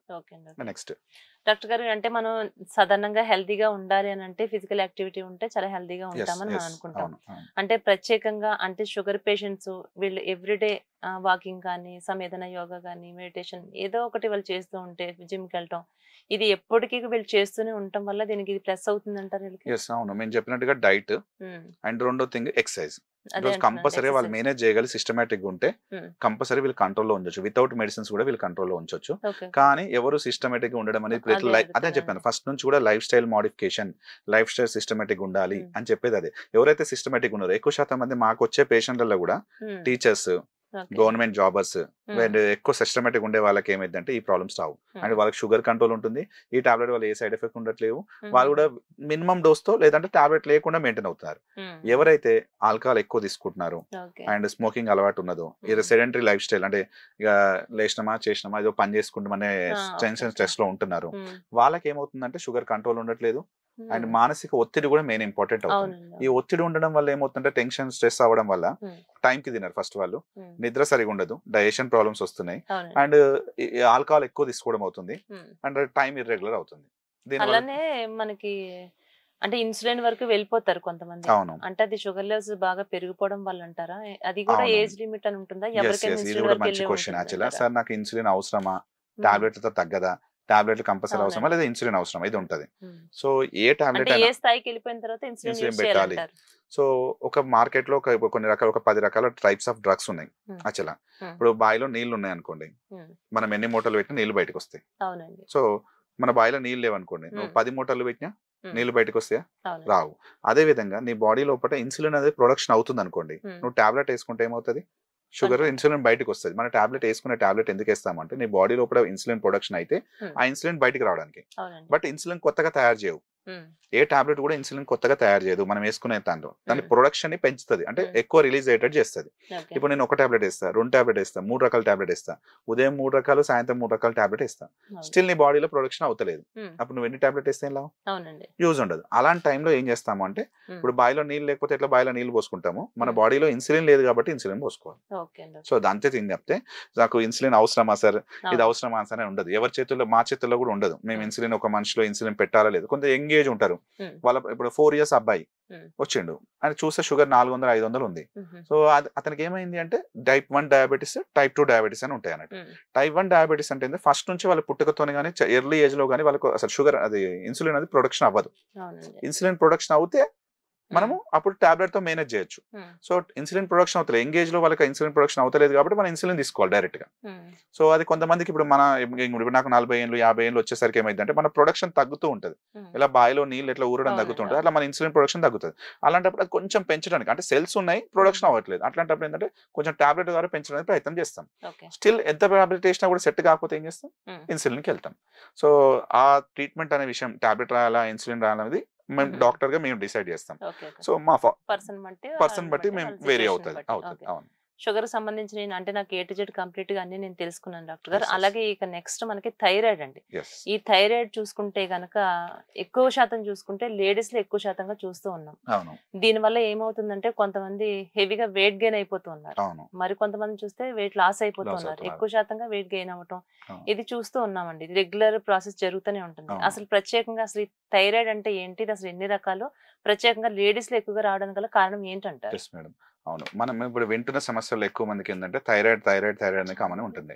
సో 2 రకాల సమస్య. అసలు థైరాయిడ్ అంటే ఏంది అసలు మనకు బాడీలో అందరికి కూడా ఎవరికైనా మేల్స్ అయినా ఫీమేల్స్ అందరికి కూడా ఇక్కడ ఒక థైరాయిడ్ గ్లాండ్ అనేది ఉంటుంది. ఈ గ్లాండ్ అంటే దీని నుంచి వచ్చేది హార్మోన్, థైరాయిడ్ హార్మోన్స్ వస్తుంది. ఈ హార్మోన్ కంట్రోల్ ఏంటంటే బ్రెయిన్ లో ఉంటుంది. బ్రెయిన్ నుంచి ఒక హార్మోన్ వచ్చి ఆ హార్మోన్ థైరాయిడ్ హార్మోన్ కంట్రోల్ చేస్తుంది. సో ప్రొడక్షన్ ఎక్కువ అవుతుంది ఒకసారి, కొన్నిసార్లు తక్కువ అవుతుంది. సో ఎక్కువ శాతం థైరాయిడ్ ప్రాబ్లం 100లో 80% మంది ఫీమేల్స్ ఉంటారు. ఎందుకంటే వాళ్ళకు సడన్ గా వాళ్ళు ఏంటంటే 12 ఇయర్స్ నుంచి 16 ఇయర్స్ టైంలో సడన్ గా ర్యాపిడ్ గ్రోత్ ఉంటుంది. ఆ టైంలో ఒకసారి ఎక్కువ రిక్వైర్మెంట్ అవసరం ఉంటుంది. రెండో థింగ్ డేట్స్ ఉంటాయి, నెల డేట్స్ ఉంటాయి. అండ్ ప్రెగ్నెన్సీ వాళ్ళతో పాటు బేబీకి అవసరం ఉంటుంది. అండ్ లాక్టేషన్ పాలిచ్చేటప్పుడు ఆ పాలు ఉత్పత్తి అవ్వడానికి కూడా అవసరం ఉంటుంది. అంటే వాళ్ళలో హార్మోన్ ఫ్లక్చుయేషన్స్ ఎక్కువ అవుతుంటాయి. అలాంటప్పుడు బాడీతో పాటు బాడీ కూడా అదే విధంగా అందుకుంది అనుకోండి, అంటే హార్మోన్ ఫ్లక్చుయేషన్ తట్టుకుంది అనుకోండి, ఎక్కువ తక్కువ కాదు థైరాయిడ్. అందుకని ఫీమేల్ లో ఎక్కువ శాతం ఏంటంటే వాళ్ళ మార్పులు ఎక్కువ ఉంటాయి కాబట్టి, హార్మోన్ మార్పులు ఎక్కువ ఉంటాయి కాబట్టి వాళ్ళలో ఎక్కువ థైరాయిడ్ మార్పులు వస్తున్నాయి అన్నమాట. అయితే థైరాయిడ్ అనేది ఎక్కువ తక్కువ అంటే 2 ప్రాబ్లమ్స్ ఉంటాయి. ఒకటి హైపోథైరాయిడిజం, ఒకటి హైపర్ థైరాయిడిజం. హైపో ఉన్నట్టు మీరు అన్నారు బరువు పెరుగుతున్నారు విషయం, అసలు ఏం సార్ థైరాయిడ్ మనం ఎందుకు పనిచేస్తే ఇప్పుడు ఎందుకు బరువు అవుతున్నారు, ఎందుకు మీరు అడిగిన క్వశ్చన్ అది. సో థైరాయిడ్ హార్మోన్ అనేది ఒకప్పుడు మన అమ్మమ్మలకి నానమ్మలకి ఎవరికి వినలేదు అసలు ఈ ప్రాబ్లం, అసలు వినలేదు. సో ఈ రీసెంట్ గా ఇప్పుడు 20 ఇయర్స్ 10 ఇయర్స్ నుంచి మనకి ఎక్కువ ఏంటంటే ఈ థైరాయిడ్ ప్రాబ్లం. అంటే అంతకుముందు కంటే ఇప్పుడు రీసెంట్ సైన్స్ లో ఏంటంటే థైరాయిడ్ హార్మోన్ అనేది ఏం చేస్తుందంటే ప్రతి దాంట్లో ఇన్వాల్వ్ అవుతుంది. అంటే బాడీ యొక్క మెటబాలిజం లో. అంటే నేను ఒక డోర్ ఉంది, ఒక డోర్ ని మనం లాగుతున్నాం, వస్తుంది సింపుల్ గా. అదే దాంట్లో గ్రీజ్ వేసినాం అనుకోండి, డోర్ యొక్క మూవ్మెంట్ ఎలా ఉంటుంది, ఫ్రీగా ఉంటుంది. అదే విధంగా థైరాయిడ్ అనేది కొంచెం తక్కువ ఎక్కువ అయినా కూడా పెద్ద మీకు ఇబ్బంది ఏం కనబడదు, అందరికి సిమ్టమ్స్ ఏం కనబడవు. ఒకవేళ మీకు థైరాయిడ్ ప్రాబ్లం తక్కువైంది అనుకోండి, థైరాయిడ్ తక్కువైంది, అప్పుడు మీరు ఏముంటుంటే బద్ధకంగా ఉంటారు ఫస్ట్. అంటే మీ బాడీ యొక్క మెటబాలిజం రేట్ తక్కువగా ఉంటుంది, కొంచెం తక్కువగా మూమెంట్ అవుతూ ఉంటారు. అండ్ కొంచెం వెయిట్ గెయిన్ అవుతారు. అండ్ లేజినెస్ ఉంటుంది, జుట్టు రాలుతూ ఉంటుంది, డేట్స్ ఇర్రెగ్యులర్ అవుతూ ఉంటాయి. అటు కొందరికి బ్లీడింగ్స్ ఎక్కువ అవుతాయి, కొందరు బ్లీడింగ్ తక్కువ అవుతాయి. సో ఈ ప్రాబ్లం తో ఉంటారు. అదే థైరాయిడ్ తక్కువ అయినప్పుడు, థైరాయిడ్ ఎక్కువ అయినప్పుడు ఎంత తిన్నా ఒంటికి పట్టదు, ఆ తిన్నది ఖర్చు అయిపోతుంది. ఆ తొందరగా ఖర్చు అయిపోవడం వల్ల మనిషి సన్నబడతాడు. నువ్వు మంచిగా తింటావు కానీ సన్నగా అవుతావు. రెండో థింగ్ మోషన్స్ ఎక్కువ అవుతూ ఉంటాయి, కొందరికి గుండె దడ అనిపిస్తుంది. అంటే 70 టైమ్స్ కొట్టుకోవాల్సిన హార్ట్ మామూలు యావరేజ్ గా అది 100 టైమ్స్ 120 పాల్పిటేషన్స్ వస్తుంటాయి, షివరింగ్ వస్తూ ఉంటుంది, జుట్టు రాలుతూ ఉంటుంది, డేట్స్ 10 days కి 15 days కి తొందర వస్తూ ఉంటాయి. సో ఎక్కువ ఉంటేనేమో ఎక్కువ పని చేస్తుంది బాడీ, తక్కువ ఉంటేనేమో తక్కువ పని చేస్తుంది. సో ఇది ప్రతి దాంట్లో పనిచేస్తుంది అనే విషయం రీసెంట్ సైన్స్ అడ్వాన్స్ లో తెలిసింది అన్నట్టు. సో దీని తగ్గట్టు మనం హార్మోన్ బ్యాలెన్స్ చేసుకుంటే మన బాడీ సాఫీగా వెళ్తుంది. సో అది థైరాయిడ్ అన్న గురించి, దీని గురించి ఇది ఉంటుంది. అయితే డాక్టర్ గారు మనకి థైరాయిడ్ లో చూసుకుంటే నేను అన్నాను కదా లేడీస్ లో ఎక్కువ శాతం కనిపిస్తా ఉందని, అది కూడా ఏంటంటే మ్యారేజ్ అయిన వాళ్ళలో ఎక్కువ శాతం చూస్తూ ఉన్నాం. అంటే వాళ్ళకి ఏమైనా ఒక స్ట్రెస్ వల్ల వస్తుందా, అంటే మానసిక ఒత్తిడి ఎక్కువ అవటం వల్ల వస్తుందంటారా, లేకుంటే వాళ్ళకి రెస్ట్ లేక వస్తుందంటారా? గతంలో చూసుకుంటే ఒకప్పుడు చూసుకుంటే థైరాయిడ్ అనేది అసలు మనకి చాలా తక్కువ అండి, ఎవరికో రేర్ గా వచ్చేది, అది కూడా 40+ వాళ్ళకి చూసేవాళ్ళం. ఇప్పుడు ఏమైపోతుందంటే ఏ చిన్న ప్రాబ్లం వచ్చిందన్నా ఫస్ట్ ఆఫ్ ఆల్ డాక్టర్స్ ఏం చెప్తున్నారంటే మనకు టెస్టులు రాసినప్పుడు ఫస్ట్ థైరాయిడ్ టెస్ట్ కంపల్సరీ అయిపోయింది. అంటే ఇంతవరకు ఇప్పుడు జనాల్లోకి థైరాయిడ్ ఎందుకు ఇంత చొచ్చుకుపోయింది అంటారు డాక్టర్ గారు? నేను ఇంతకుముందు మీకు చెప్పాను థైరాయిడ్ అనేది ఎక్కువ శాతం ఎవరికి వస్తుంది అనేది. ఏ టైంలో వస్తుంది, ఫీమేల్లో హార్మోన్ ఫ్లక్చుయేషన్స్ ఎక్కువ జరిగేది అంటే రిప్రొడక్టివ్ టైం కి ఎంగేజ్ వచ్చినప్పుడు 12 ఇయర్స్ 13 ఇయర్స్ టైం కి వాళ్ళు మెచ్యూర్ అవ్వడం, ఈ టైంలో ఉంటుంది చూసారా, ఆ టైంలో నెల హార్మోన్స్ అనేవి ప్రొడక్షన్ అవ్వాలి. ఆ టైంలో రిక్వైర్మెంట్ పెరుగుతుంది, సడన్ గా హైట్ పెరుగుతున్నారు, సడన్ గా బాడీ చేంజెస్ అవుతున్నాయి. ఆ టైంలో కొంచెం థైరాయిడ్ హార్మోన్ యొక్క లెవెల్స్ ఎక్కువ అవసరం. అది బాడీ న్యాచురల్ గా అడ్జస్ట్ చేసుకుంది అనుకోండి, అప్పుడు కనబడదు. అందుకని ఎక్కువ శాతం ఎదిగే ఏజ్ లో 17 ఇయర్స్ 18 ఇయర్స్ పిల్లలు, 15 ఇయర్స్ 16 ఇయర్స్ పిల్లలు ఈ మధ్య కనబడుతుంది ఒకసారి. రెండోసారి ఎవరికి కనబడుతుంది అంటే మ్యారేజ్ అయిన తర్వాత వాళ్ళు ప్రెగ్నెంట్ అయినారు అనుకోండి, ఆ టైంలో ఏంటంటే వాళ్ళతో పాటు బేబీ కూడా పెరగాలి, బేబీకి కూడా హార్మోన్ గ్రోత్ కావాలి.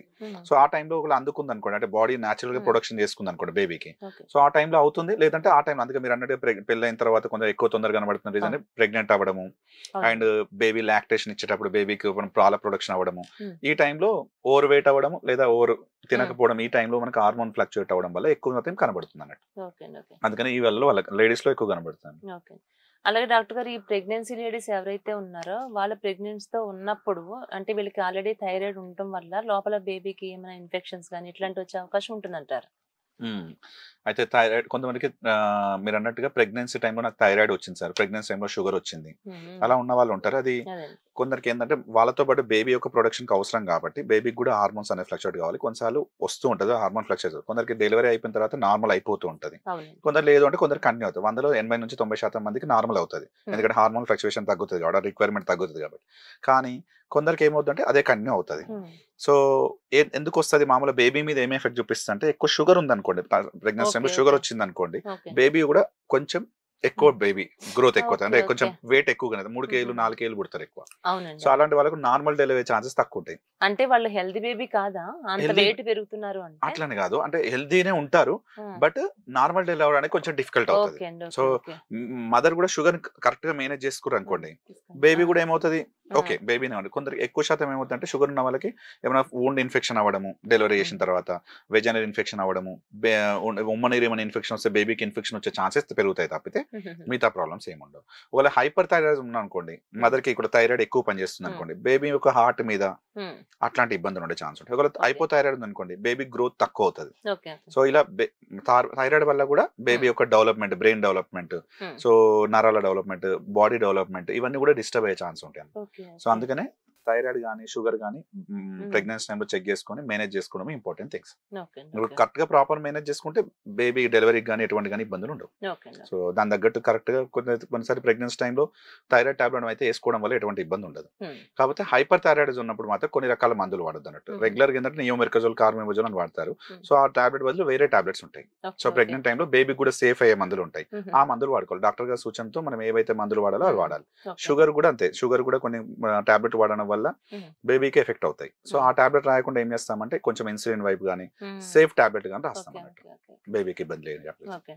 అంటే షుగర్ కావచ్చు, థైరాయిడ్ కావచ్చు, ప్రెగ్నెన్సీతో ఉన్నప్పుడు దాన్ని వీలైనంత వరకు వీళ్ళ కంట్రోల్‌లో ఉండేలాగా చూసుకుంటే బేబీకైతే ఎలాంటి ఎటువంటి ప్రాబ్లమ్ ఎఫెక్ట్ లేదంటారు. ఉండదు. అవును. అలాగే అండి నెక్స్ట్ మనకి థైరాయిడ్ విషయానికొస్తే అంటే ఇక్కడ నెక్ దగ్గర వీళ్ళకి ఇట్లా వాచినట్టు అది మనకి గడ్డలాగా అనుకోవచ్చా? అవును. లేకపోతే కణితిలాగా అనుకోవచ్చా? సమ్ ఉంటుంటుంది. అవును. అంటే వీళ్ళకి అది మెడిసిన్ ద్వారా కరుగుతుందంటారా? లేకుంటే సర్జరీ ఏమైనా చేయాల్సి వస్తుందంటారా అవును. డాక్టర్ చాలా గారు? మంది మీరు అన్నట్టుగా నాకు నెక్ వాపు ఆ! వచ్చింది సార్, యెస్. కొంచెం వచ్చిందని అవునండి. వస్తూ ఉంటారు.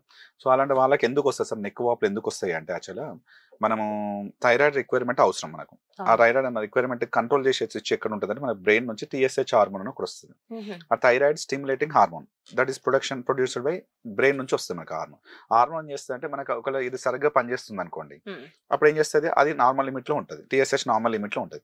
ఇది తక్కువ పని చేస్తుంది అనుకోండి, అది ఏం చేయాలి, దీన్ని ఎక్కువ పని చేయాలనే ఉద్దేశంతో టీఎస్హెచ్ పెరుగుతుంది. ఓకే. టీఎస్హెచ్ హార్మోన్ పెరిగితే మనకి హైపోథైరాయిడిజం ఉందని మీనింగ్. హ్మ్. సో అట్లాంటప్పుడు ఏం చేస్తారంటే ఈ దాని సెల్స్ ప్రొడక్షన్ పెరుగుతుంది. అందువల్ల ఓకే. ఫైబర్స్ టిష్యూ పెరిగి గ్లాండ్ పెరిగి గ్లాండ్ హైపోట్రోఫీ అవుతుంది, గ్లాండ్ ఉబ్బుతుంది.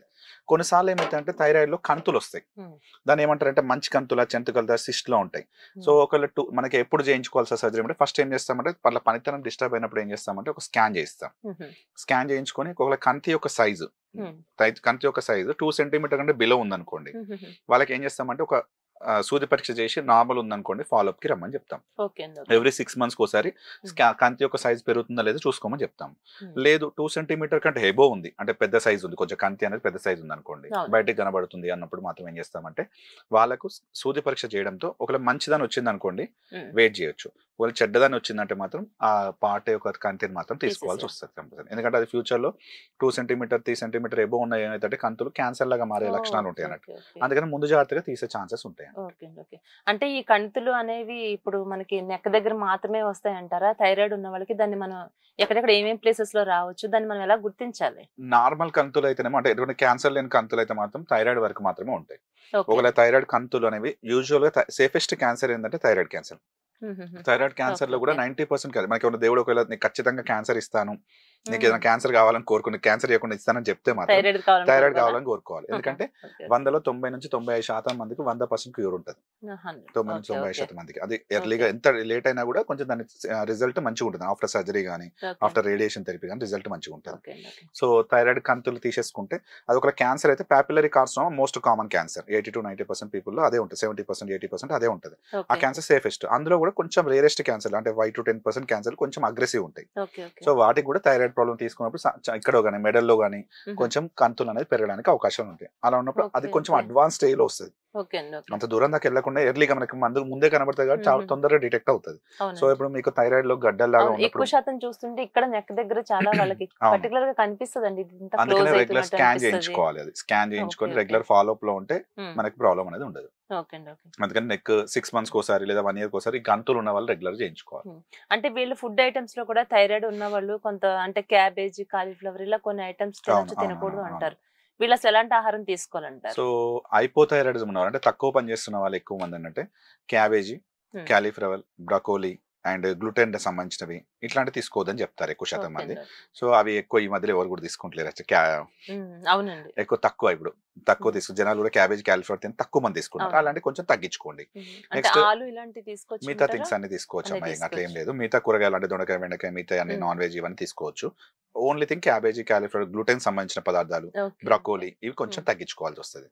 రెండో థింగ్ ఏంటంటే ఫుడ్ హైపర్ విషయంలో థైరాయిడిజం అంటే షుగర్ తో కంపేర్ చేసి చేస్తే అంత టఫ్ ఏం టఫ్ లేదు. ఏం కాదు. చాలా ఓకే. మంది ఓకే. మొత్తం థైరాయిడ్ తో తగ్గుతుంది అట్లనే ఏం లేదు. సో మీరు అవును. న్యాచురల్ తగ్గించుకోవాలి. ఇప్పుడు హైపర్ థైరాయిడిజం ఉంది ఎక్కువ ఉన్న వాళ్ళు ఏంటంటే ప్రొడక్షన్ ఎక్కువ అవడానికి అయోడైజ్డ్ ఉప్పు కానీ, సీ ఓకే. ఫుడ్ కానీ ఓకే. అండ్ రొయ్యలు కానీ ఫుడ్ సంబంధించిన ఉంటాయి చూసారా, సీ ఫుడ్ అయోడిన్ సంబంధించి ఉప్పు సంబంధించి ఉన్నవన్నీ వాటిని తగ్గించుకోవాలి. ఓకే. ప్రొడక్షన్ ఎక్కువ అవుతున్నప్పుడు ఓకే. ఆ ఫుడ్స్ కొంచెం అవాయిడ్ చేసుకోవాలి. అది కూడా థైరాయిడ్ లెవెల్స్ ఎక్కువ ఉన్న వాళ్ళు.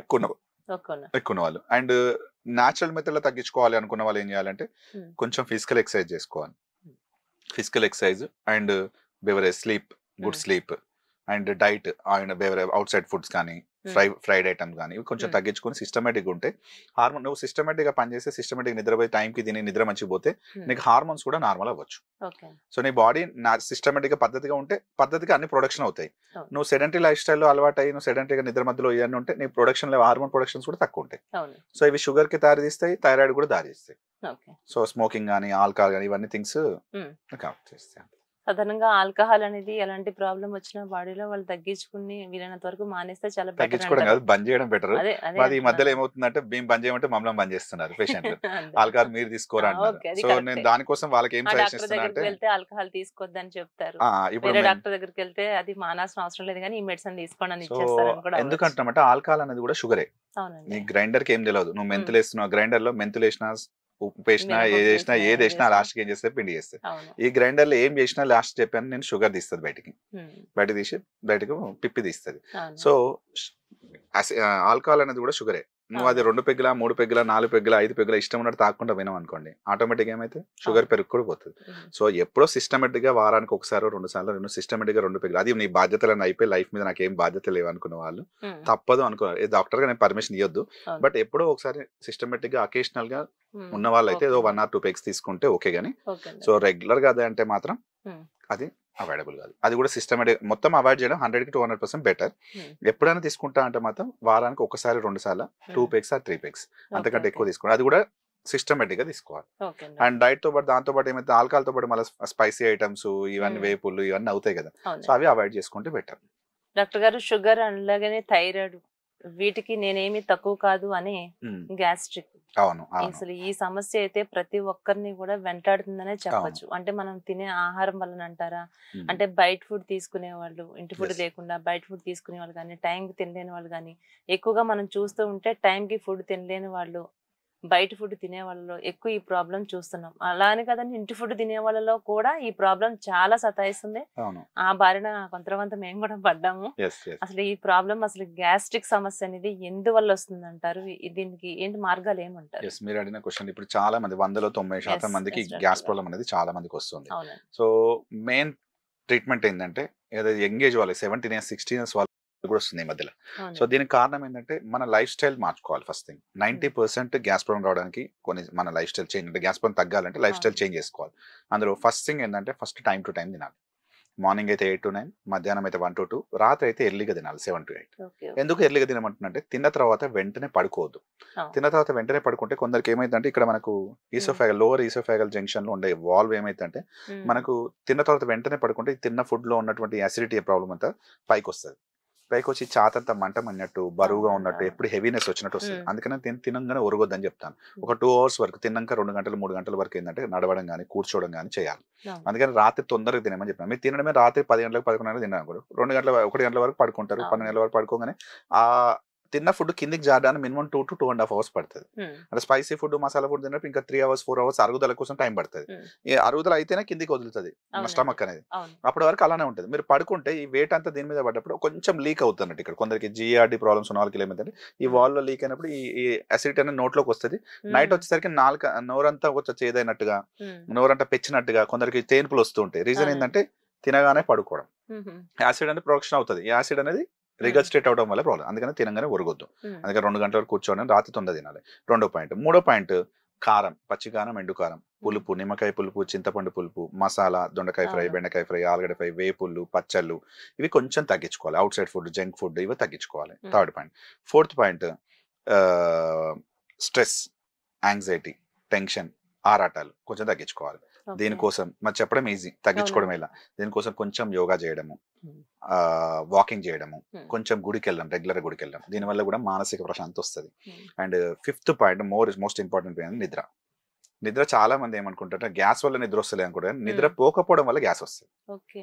సో అందరూ ఏమనుకుంటారంటే లైఫ్ స్టైల్లో చాలా మంది నాకు గ్యాస్ అవునండి. ప్రాబ్లం వచ్చి ఇదంతా వచ్చి చెట్టు నిద్ర పట్టేదని నిద్ర వస్తలేదు దానివల్ల అనుకుంటారు. నిద్ర సో రావట్లేదు. గ్యాస్ వల్ల కంటే నిద్ర లేకపోవడం వల్ల గ్యాస్ రాదు. ఉమ్. ఖచ్చితంగా గ్యాస్ ప్రాబ్లం వస్తుంది. 7 hours నిద్రపోవాలి. ఓకే అండి. 6 to 7 దాకా కాదు, 7 hours నిద్రపోవాలి. ఓవరాల్ గా ఓకే మీరు అండి. లైఫ్ లో 7. కొంత నైట్ షిఫ్ట్ చేసే వాళ్ళు ఉంటారు. ఉమ్. ఆ నైట్ షిఫ్ట్ చేయాల్సి ఏంటంటే ఎక్కువ మందికి 3 కి 4 పడుకుంటారు, మార్నింగ్ కూడా అదే అవుతుంది. ఉమ్. నైట్ షిఫ్ట్ లలో స్ట్రెస్, యాంగ్జైటీ ఎలా ఉందో ఉమ్. తినకపోవడం వల్ల ఏమవుతుంది, గ్యాసిటీ పెరుగుతుంది. ఫాస్టింగ్ అవునండి. కూడా ఉండొద్దు ఎట్టి పరిస్థితుల్లో. ఓకే. నిద్ర 7 hours ఉండాలి, ఫాస్టింగ్ ఉండొద్దు. ఉమ్. ఒక పూట తినకుండా ఉండాలి, లేట్ గా తినడాలి, ఇది అవాయిడ్ చేయాలి. అండ్ మార్నింగ్ లేవగానే ఏంటంటే కొంచెం జీలకర్ర నీళ్ళలో వేసుకుని వేడి చేసుకుని జీలకర్ర నీళ్ళు తాగాలి. దాంట్లో ఓకే. నిమ్మకాయ రెగ్యులర్ వేద్దాం గా రెగ్యులర్ గా. నిమ్మకాయ కానీ, ఓమ కానీ, మెంతులు కానీ, మిరియాలు కానీ ఏది కానీ వేయద్దు. ఓన్లీ ఖాళీ జీలకర్ర, జీలకర్ర ఓన్లీ మాత్రం. జీలకర్ర మాత్రమే. అండ్ ఉపవాసాలు ఉండొద్దని చెప్పాను. టీ, ఉమ్. కాఫీ, కూల్ డ్రింక్లు 1-2 సార్లు కంటే ఎక్కువ తాగొద్దు. ఓకే. ఓకే. ఎక్కువసార్లు రెగ్యులర్ టీ తాగడం అనేది కూడా కరెక్ట్ కాదు. రెగ్యులర్ ఉమ్. గ్యాప్ తీసుకోకుండా రెగ్యులర్ 1-2 సార్లు అంటే okay. Okay. And alcohol, smoking, gutka, కళ్ళు, పాన్, ఉమ్. సున్నం, ఇవి సున్నం మీద అలవాటు ఉంటాయి కదా, ఇవి కూడా అవాయిడ్ చేయాలి. ఓకే అండి. 100లో 90% గ్యాస్ ప్రాబ్లంకి ఇవే కారణాలు. ఉమ్. నిద్ర, స్ట్రెస్, మన లైఫ్ స్టైల్, తిండి సరిగా ఉమ్. లేకపోవడం, ఫుడ్ అవుట్ సైడ్ కూడా ఇవి మానుకుంటే ఉమ్. ఆటోమేటిక్గా తగ్గుతుంది మీకు. ఓకే. ఓకే. 90% ట్రీట్మెంట్ ఇదే. And um. 10% ట్రీట్మెంట్ మాత్రమే నేను రాసే మందులు. ఉమ్. సో ఎంగేజ్ ఎర్లీగా రావడం కారణం ఏంటంటే ఇప్పుడు కొంచెం ఎగ్జామ్ ప్రిపేర్ అయ్యేటోళ్ళు ఉంటారు. అవునండి. వాళ్ళు ఏం చేస్తారు, స్ట్రెస్ ఫీల్ అవుతారు, నిద్ర ఉమ్. సరిగా పట్టదు, దానివల్ల ఎసిడిటీ ప్రాబ్లం అవుతుంది. ఉమ్. సో కొంతమంది ఏమవుతుందంటే నైట్ షిఫ్ట్లు చేస్తున్నారు, వాళ్ళకి అదే అవును. ప్రాబ్లం అవుతుంది. అండ్ వర్క్ స్ట్రెస్, వర్క్ లో ఉన్నప్పుడు ఉమ్. ఇంట్లో వర్క్, ఆఫీస్ వర్క్ ఉమ్. రెండు మేనేజ్ చేయలేక చాలా మందికి ఏంటంటే ఈ ఉమ్. వర్క్ లోడ్ ఎక్కువ అవడం వల్ల, స్ట్రెస్ అవ్వడం వల్ల కూడా యాసిడిటీ ప్రాబ్లం వస్తుంది. తిన్నది ఓకే. తింటున్నామంటే తింటున్నాం, ఉమ్. అదే కదా ఆ తిన్నది ఒంటికి పట్టే విధంగా తింటలేదు. అవును. ఈ ఉరుకుడు పరిగెత్తు లైఫ్ వల్ల ఏమవుతుందంటే లైఫ్ స్టైల్ ఏమంటే మన పరిగెత్తుడు అవుతుంది లైఫ్ టైంలో. ఈ అవునండి. ప్లాట్, ఆ ప్లాట్, ఈ నిద్ర, ఇది సంపాదించిన, అది సంపాదించిన, ఈ ఉహు. ఆరాటాలు ఎక్కువ అవడం వల్లనే అవును. ఈ లైఫ్. ఒకప్పుడు ఇవన్నీ గ్యాస్ ప్రాబ్లం ఉందా మన అమ్మమ్మలకి, లేదు. తాతమ్మలకి? లేదండి. లేదు. ఎవరు ఇప్పుడు ఎందుకు వస్తుంది? ఉమ్. రీజన్ ఎందుకు వస్తుంది మరి అంటే ఈ మన లైఫ్ స్టైల్ మారడం వల్లే, ఆరాటాలు ఎక్కువ అవడం వల్లే, స్ట్రెస్ ఎక్కువ అవడం వల్లే, డైట్ సరిగా లేకపోవడం వల్లే. ఉమ్. వాళ్ళకి అప్పుడు ఓన్లీ పోరాటం దేనికోసం ఉంటుండే, తిండి కోసం తిండి ఉంటుండే, కోసం అది తిన్నామా పడుకున్నామా అంటుండే. అవును. ఇప్పుడు మనకు ఈ ప్లాట్ కొనాలి, ఈ కార్ కొనాలి, ఈ ఇంకో ప్లాట్ కొనాలి, అవును. ఇంకో ప్లాట్ కొనాలి. గోల్డ్ కొనాలి. ఈ పరిగెత్తులు ఎక్కువ అవుతుంది. ఈ ఆడవాళ్ళైతే పరిగెత్తుడు ఎక్కువ గోల్డ్, వల్ల ఆడవాళ్ళైతే గోల్డ్ నీకు వచ్చే కొనాలి. రోగం ఎక్కువ అవును. అవుతుంది. సో అవును. ఇది మార్చుకోగలిగితే మనం ఉమ్. ఎవరైతే స్టేబుల్ ఉండగలుగుతామో, సో సంపాదించాలి, కష్టపడాలి, కానీ అవును. అతి స్ట్రెయిన్ అవ్వడం అనేది, ఎక్కువ ఉమ్. ఆరాటపడడం వల్లనే ఈ ప్రాబ్లమ్స్ వస్తున్నాయి. గ్యాస్ ప్రాబ్లం రావడానికి మెయిన్ ఓకే. కారణం అది. ఓకే. అంటే గ్యాస్ ప్రాబ్లం వచ్చిన వాళ్ళకు అంటే కొన్ని సందర్భాల్లో అది మనకి చెస్ట్ లోని పెయిన్ లా రావడం జరుగుతుంది. అది హార్ట్ కి సంబంధించి వస్తుందా, లేకపోతే గ్యాస్ కి సంబంధించి వస్తుందా? దాన్ని అసలు ఎలా గుర్తించాలంటారు అది? సో గ్యాస్ ప్రాబ్లం ఉన్న వాళ్ళకి ఈ చెస్ట్ పెయిన్ కి రెండు ఉమ్. ఆల్మోస్ట్ సిమిలర్ కంప్లైంట్స్ లో వస్తున్నాయి. ఇప్పుడు మేము కూడా అవునండి. చాలా మంది మా ప్రాబ్లం అవును. చెస్ట్ పెయిన్ అయితే నాకు రెగ్యులర్ గా నేను వారంలో ఒక 2 to 3 మెంబర్స్ ని మినిమం 35-40 years లోపల వాళ్ళని హార్ట్ అటాక్ లాగా చూడాల్సి వస్తుంది. అదే ఎందుకంటే నెగ్లెక్ట్ చేస్తారు. అది ఆ పెయిన్ ఏ పెయిన్ తెలియదు, అది ఎస్, గ్యాస్ పెయిన్ లానే వస్తుంది, అవును దాన్ని కూడా అవును. నెగ్లెక్ట్ చేసిన వాళ్ళు ఉన్నారు కదా. అయితే ఇది మాకు డిఫికల్ట్ థింగ్ అయిపోయింది. అంటే మీరు చెప్పినట్టుగా స్ట్రెస్ అనేది బోత్, అంటే హార్ట్ మీద లోడ్ అవును. అవ్వడం వల్ల హార్ట్ కి సెకండరీ లైఫ్ ఉమ్. స్టైల్ వీళ్ళకే వస్తుంది కాబట్టి హార్ట్ ప్రాబ్లమ్స్ కూడా వాళ్ళకే వస్తాయి. అవునండి. సో నేను చెప్పినట్టుగా మెయిన్ థింగ్ ఏంటంటే మేము ఆ చూసిన బై ఎక్స్పీరియన్స్ లో చెప్పగలుగుతాం. ఉమ్. మీకు ఖచ్చితంగా చెస్ట్ పెయిన్ వస్తుందంటే మాత్రం రెగ్యులర్ వస్తుంది, ఆయాసం ఉమ్. వస్తుంది, ఉమ్. చెమటలు ఎక్కువ పడుతున్నాయి, చెయ్యి గుంజుతూ ఉంది. ఉమ్. సో ఇవన్నీ థింగ్స్ ఏంటంటే హార్ట్ కి సంబంధించిన లక్షణాలు. ఓకే. పాల్పిటేషన్ రావడాలు, ఉమ్. చెయ్యి గుంజడాలు, చెమట ఎక్కువ పట్టడాలు. ఓకే. సో కొంచెం దూరం నడవగానే మెట్లెక్కగానే, కొంచెం మెట్లెక్కగానే, అంటే ఉమ్. 4 ఫ్లోర్లు 2 ఫ్లోర్లు ఎక్కితే ఎవరికైనా వస్తుంది. అవును. ఒక 10 మెట్లు 4 మెట్లు ఎక్కగానే ఆయాసం వస్తుంటుంది. అవునండి. సో అదన్నీ ఏంటంటే హార్ట్ కి సంబంధించిన లక్షణాలు. ఉమ్.